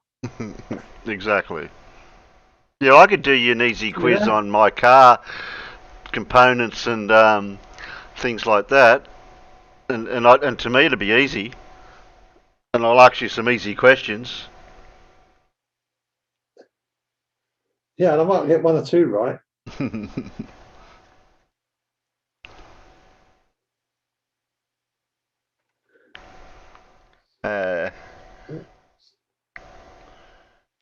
Well, we can finish watching Blues Balls, or we can. What have I got left here?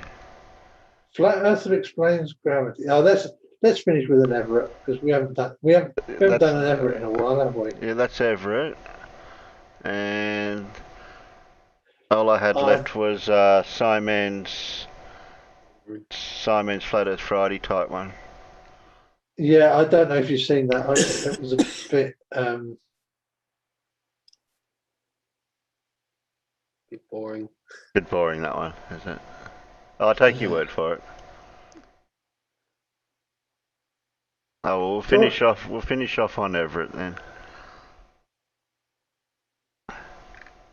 Oh, of course, Dora rides a motorbike, don't you, Dora? Normally. Well, I could have thrown a few motorbike-related questions in that are similar to cars. Yeah, no, Dora was just saying I barely know how to drive a car. I had to get help with a modern automatic. Okay. Yeah, them modern automatics I think are a bit funny anyway. But if I remember rightly, Dora rides a motorbike. Oh, okay. Mostly. There we go.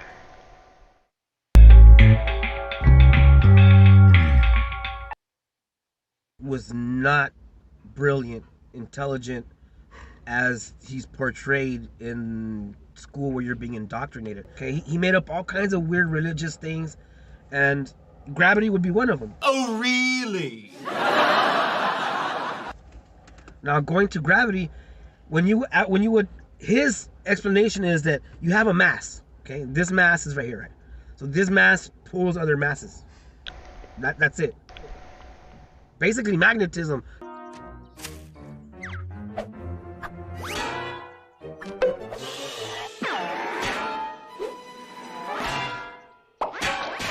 He's describing magnetism is what he was doing. You know, it's pulling. Mass attracts mass. No, it doesn't. We could do all kinds of experiments where you put a little bowling ball next to a marble. The marble will never roll to the bowling ball unless it's, you know, inclined. Okay, I'm gonna drop some next level shit on you now. Say I released this lighter. Okay, I released a lighter, and it falls. That's called falling. Okay, Globies? Look, it's falling. Okay, that's gravity. falling. All right. So when you would ask Newton that, he would say that the lighter would move from here to here because God used gravity. And so then you have a bunch of new, scientists that came around, and they started making their own gravities. As of right now, there's like 6, 7 gravities. What the hell are you talking about? Isaac Newton was mentally Gravity, you okay? fucking retard! He was mentally disturbed. He attacked his own mom. Oh my god. And he started talking about, the spinning globe and whatnot. So yeah, so moving forward into time, you have all these other new scientists. They try to come up, and I'm not gonna bring them all up. Like I said, there's about 6 to 7 different gravities. What the hell are you talking about? A couple years back, It's definitely causation, not correlation. One of the mainstream scientists in these times, 2 or 3 years ago, said that gravity wasn't real. That's the coolest fucking story I've ever heard in my entire life. That's insane. Can I hear it again? It was a phenomenon. So a lot of people are like saying that, yeah, now gravity is just a phenomenon. It's not even a thing. It's just phenomenal. Like, they can't explain it, right? So it's not proven.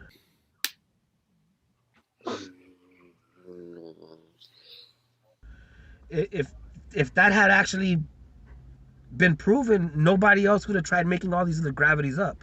Right? To this day, people are trying to make up their own gravity. Like I said, there's like 6 or 7 well-known types of gravities. What the fuck are you talking about, man? Fred's got a good question there for you, Blue.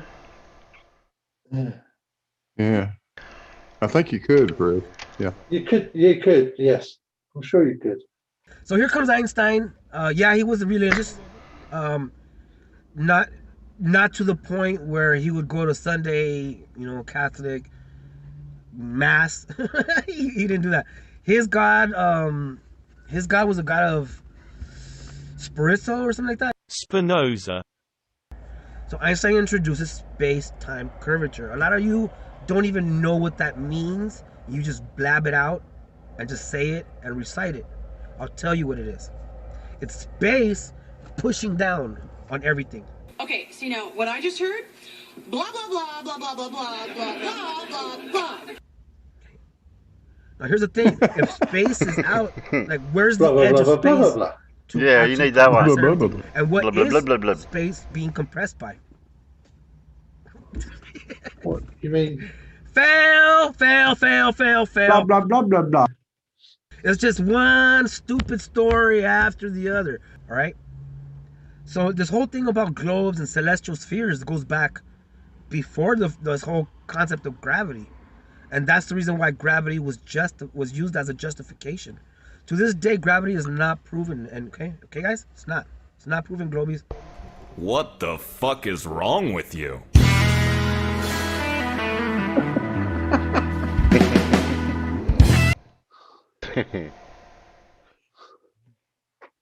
He's on another level, that one too.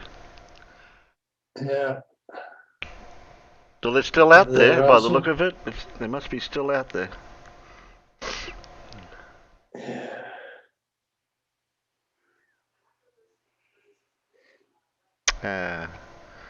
Oh, that'll do for all the videos.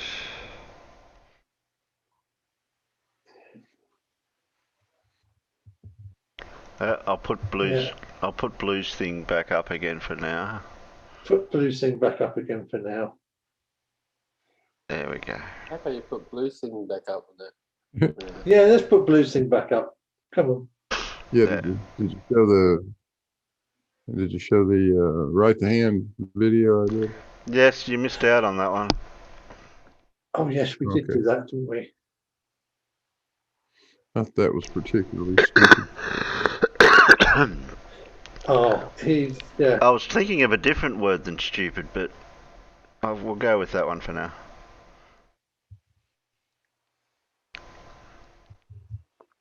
I'm still waiting for the formula because he said there was a formula like the math, and there was a formula, and he didn't. Yeah. He didn't I quite kept waiting for it to. Yeah. Didn't quite get that far. That's like Yeah. Oh, Blue. I did have to mention that whenever I see people write down the 8 inches per mile square as as a mathematical thing, it always gets me. Yeah. When you put the divide sign there instead of a multiply sign there. Yeah, no, it's wrong. But I know we shouldn't say per mile squared, but that's just how we do it, isn't it? I just got I got lazy. I should have just written it out. I mean, actually, but it would be multiplied. But then again, that gives you a good thing with Alan. He corrected it by saying it. So if you can point things out, little things like that. Yep. Yeah. I've already had my ass chewed out royally by one of the math nerds that is a. Professor Phil. Professor Phil would have picked up on it. And yeah, we've had a back and forth, rather friendly, but it just yeah, he already jumped all over me about that. And I agree. Yeah, I shouldn't have written it that way, but I did say 8 inches per mile squared about 18 friggin' times while I know. I did hear you say it. Damn it! Come on, give me a break. But then he got on to me about what was it? He got on to me about showing the actual formula. One of the formulas that you can use to calculate it. Drop, and chewed my ass out because I ignored the other term that you need to look at hidden versus drop. Oh yeah. But that's not what this clown this clown wasn't talking about hidden. He was talking about drop. He was, he was just talking about drop. Yeah. And he couldn't do it. Still waiting for Flat Earth Data's all his formulas. Is he just leaving them to show him in his book or what?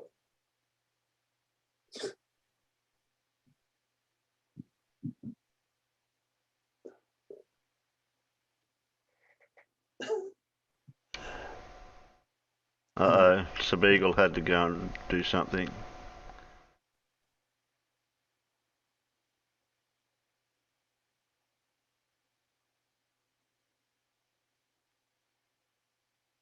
I got no idea what that means.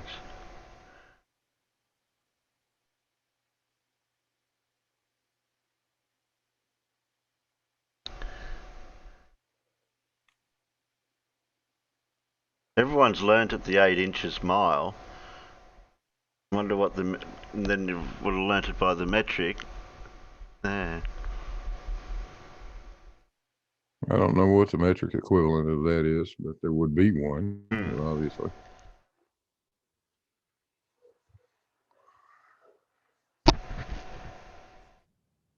Well, because metric rounds things off a lot nicer sometimes, I wonder if it does come out to say. It would be 4.8 inches. About 4.8 inches per kilometer. No. Wait a minute. I have to go back and do. I'm not going to do that in my head. No. I didn't say you didn't hear anything. I did not say anything. Well, that's 200 mil, and whatever a kilometre is in for a mile. Yeah, I guess there's a squared function in there. I'm going to screw it all up. Yeah. Oh, yeah, there we go. Dave sorted it for me. 20 centimetres per 1600 metres squared. Is squared. Yeah, I knew what to convert the inches, but I couldn't think of what the mile was off the top of my head. Dave, meters are not square. They're long, skinny things. Come on. Well, many meters that I've encountered have been sort of nice regular three-dimensional objects.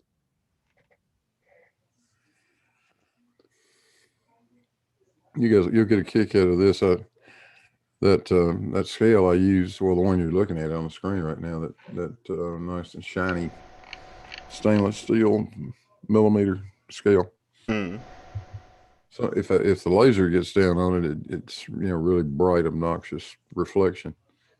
So I got smart and I thought, oh, I know, I'll get something that's that doesn't do that.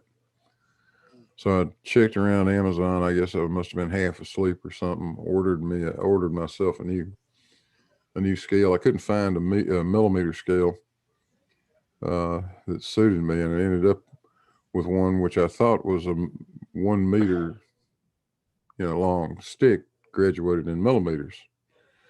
The freaking thing showed up at the front door. It's a meter long, okay, and it's in goddamn 1/16 of an inch. It's not. It's a meter, not a yard. Yeah, it's a meter stick in friggin' inches. I want to break that over somebody's damn head. Yeah, I mean that's sacrilege. Come on, damn it. Yeah, I mean if you can do that, make it a yard. Yeah.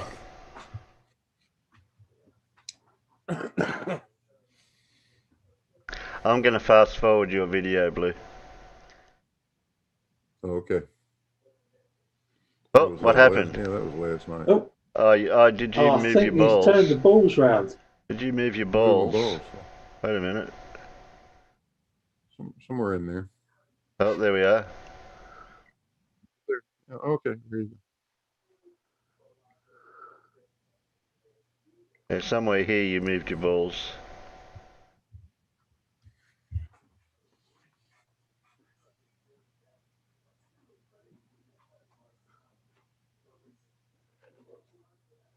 We should see you any second now.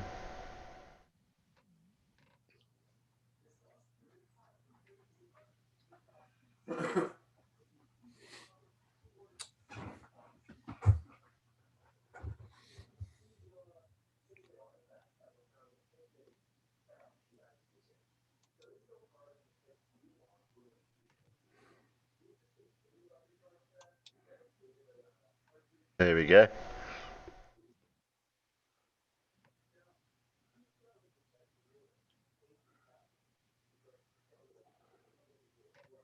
Oh, look at those babies move. Magic.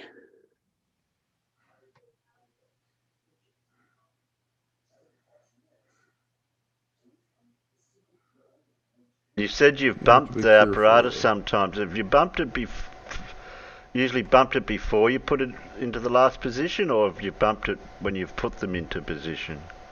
If I get carried away, because those brass rods are pretty springy, and if I slam it up into those slots, it'll the big ball will go over there and bang into the side of the case. No, you didn't go too bad that time.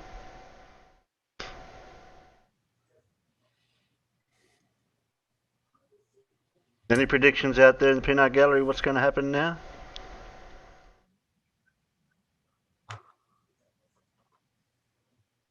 Okay, little red dots moving. Dave says the most thrilling part of every of the blue streams.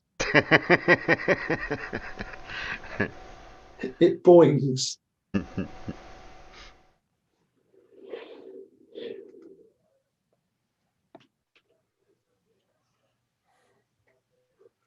Hard to believe these people could look at this and still deny mass attracting mass. I can't work that one out. And I hear it brought up in either Gems or over on Brandon Toys, I think it is, the one I go down into. People bring up the mass thing, and I think Cavendish, Blue Stream, Live, Evidence. Yep.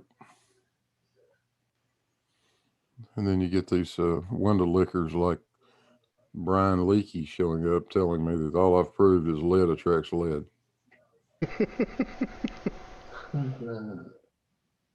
At least they accept that you've got the torsion balance inside the box then. Yeah, we've got them to that point. That's a good thing. Good, because I was just starting to think, you know what, maybe you needed to have put a little camera with an LED light on it inside, pointing, sort of nearest the middle, pointing down both arms of the box, so that you can actually see the torsion balance moving. You see the torsion balance moving in that bottom right window. Oh, of course, yes, because you're looking at the end of torsion. the torsion. That is indeed the end of the torsion. Yeah. But Exactly. but I was thinking more of the idiots actually seeing the small red balls. Yeah, think about how slight that movement is, though. Each of those lines is 1/20th of an inch. Indeed. So not much over a millimeter.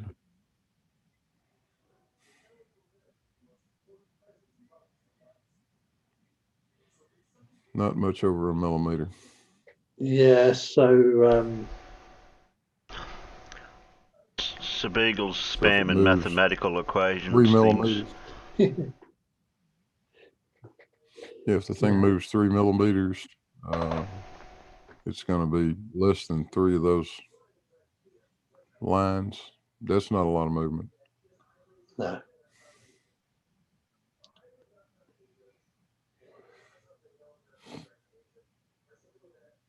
So this calculation's Well, this getting is one of those. It's this calculation getting written down into your formula spreadsheet thing. This one does. This test you did for this video for the measurements. Yeah. You wrote it down in your thing. Yeah. It will. Yeah, I left the data laying out there on the workbench. I haven't put it in yet, but it's very similar to the numbers I got yesterday morning. So. Well, it's repeatable, isn't it? The word for tests. Yes, Things are it is repeatable. very repeatable. Yeah. That's not only. I was pretty amazed last night. It was hitting very nearly the same points, the extremes. I could look back up and say, okay, the next time it's going to stop here, and the next time it's going to stop here, and might be off a couple of millimeters, but not very much. It's settled down quite a bit. It's still moving. I mean, they're still drifting. Would the university want your data as well as the Cavendish as well? Would they appreciate the data just so they can double check? They haven't said anything about that. I would assume they want to make their own data, but they're more than welcome to mine. They can compare it to see if they get it close to it or different. Oh yeah, I'll put a care package together. Well, they'll have access to all these videos too. Yeah. Well, plus I got a bunch of stuff that isn't published yet.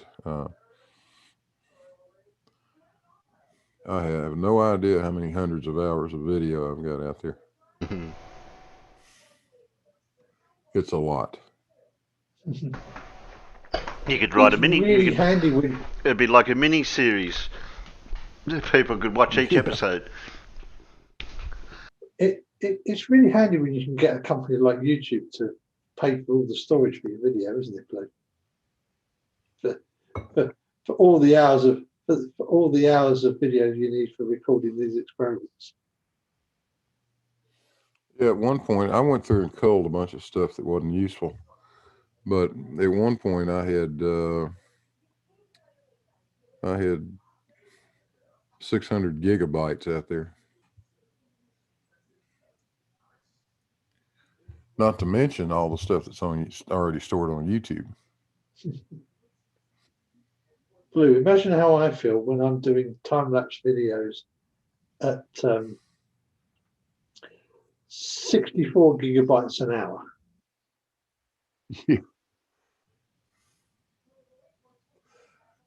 How do you put your time lapses together, Alan? What software do you use? I'm currently using DaVinci Resolve because I shoot all my time lapses in RAW because obviously it's a lot of them are sunrise, sunsets, night skies, where you want to maximize the dynamic range of what the sensor's recording, and I can do that a heck of a lot better in Adobe Lightroom than the camera will ever do it, especially since I'm using basically a 10-year-old camera. I export all the images from Lightroom into a folder with consecutive numbers. That really helps. And they're literally just. Well, my DSLR doesn't. My DSLR gives the stills consecutive numbers. Yeah. I got mad at my camera the other day because I did one and I had 900 frames. And that damn thing selectively picked certain frames and just repeated them and then would skip a batch. And I don't know why it did that. First time I've seen it do that. Yeah, so I dropped. Sorry, Blake. But I don't want any of them dropped. I want every one of them in the time lapse because I'm trying to measure the oscillation period. So yeah. That's So the reason basically, what I do is I export because I've had to process them in Lightroom. I export them all into a folder, and they are literally just numbered sort of. And I put them. It's always very useful to put the zeros in front, because if you don't, they get sorted badly sometimes. It seems that 0, 1, and 1 are not the same.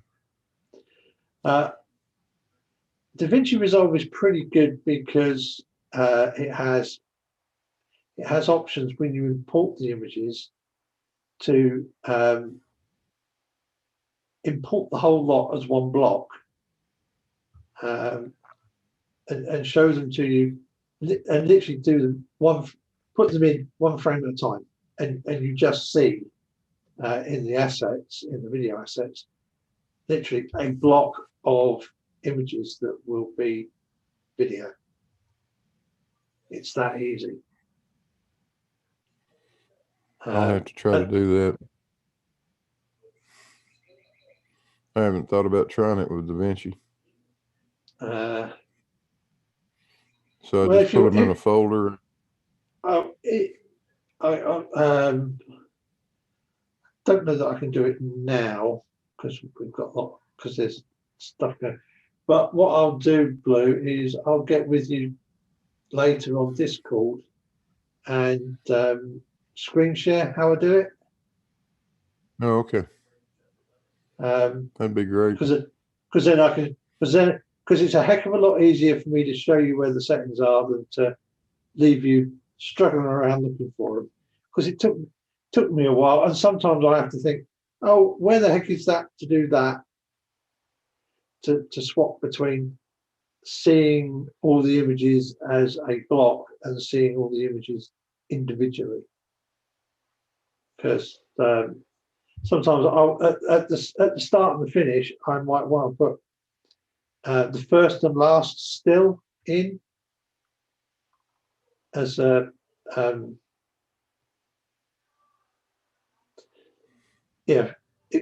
extended out to a few seconds before the whole thing starts.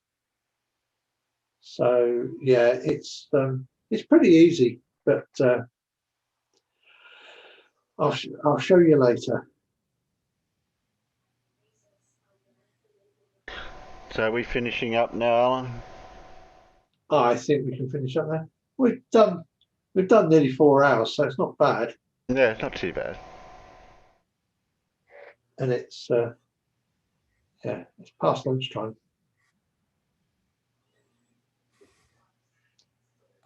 Oh, it's only 11:15 here. Yeah, well, you know, time zones and summertime and not summertime And I'm letting you have the sun today, but you don't want it for some reason. We haven't got the sun. I mean, earlier on it brightened up enough that I thought it might actually break through, but it didn't.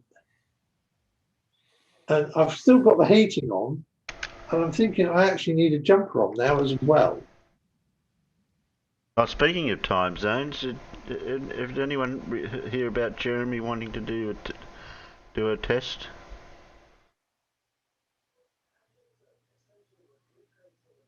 Over on from Gems.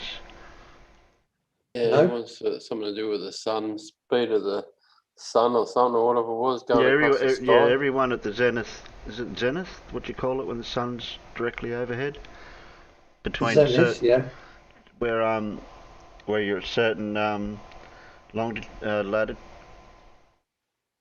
certain longitude, like between the Cancer and Capricorn, but you're not going to get a lot of people in that area.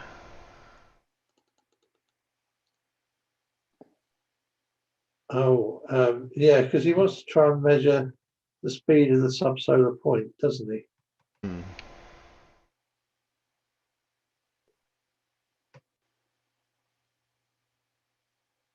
But he's happy with Google Pro or whatever it is to do with certain things to do with distances. Happy with that, he reckons.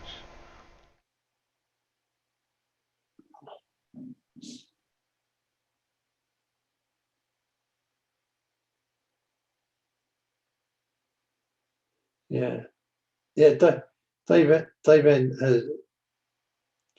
in the UK, white Easter is far more likely, or is more likely than a white Christmas. But of course, a lot of that depends on when Easter is, because obviously it moves around by about a month. Yeah, technically zenith is just the peak of the arc. Yeah, thanks everybody for coming. I'm waiting for Terry to start doing the list of people in the chat. Well, I was just going to thank everyone on the panel. And thanks again, Alan, for letting me share through your channel again. And thanks, please. Right. Thanks, Glaby. Got Hads out there, 9 o'clock, Dora, Zebulon Death, Dave, Carl, Jezza, Sabeagle, Stewie, 9 o'clock Hero, Clive, Dave. I'm scrolling up as far as I can. We had a huge ass out. Don't forget we had a huge ass out there earlier. Oh, there's Scott. Yeah, Where's Scott been lately? I haven't seen him. Yeah, he snuck in earlier, and then and then went all lurkio on us again, didn't he? Yeah. Dora, Hads, Carl, Surf. Jared. Oh yeah, Jared was earlier. Yeah, I'm scrolling. I don't think I can go any further. No, that's as far as I can get. Fred Bailey. Yeah. You mustn't forget Fred. Have I missed anyone? Stewie, if I'd missed Stewie or not. Yeah, Irish Stew. Oh, how long till the strike ends, Dora? Surf. The beginning of May, Dora. So not long now. Not long.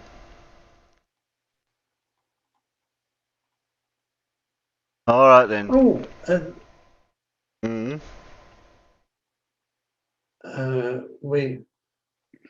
I seem to remember the very, very first post was, thank God it's flat. Yes, I did remember that before it refreshed. Thank God it's flat, but they may have been watching, but they haven't reposted. So no, that was, and they were definitely first in. Well, you got 14 out of 25 watching now, so we'll catch you guys next time. Seems to be our Saturday night. Seems to be not too bad. So, and it's good night from me, and it's good night from him. Good night. Good night. Good night. Night, Peanuts.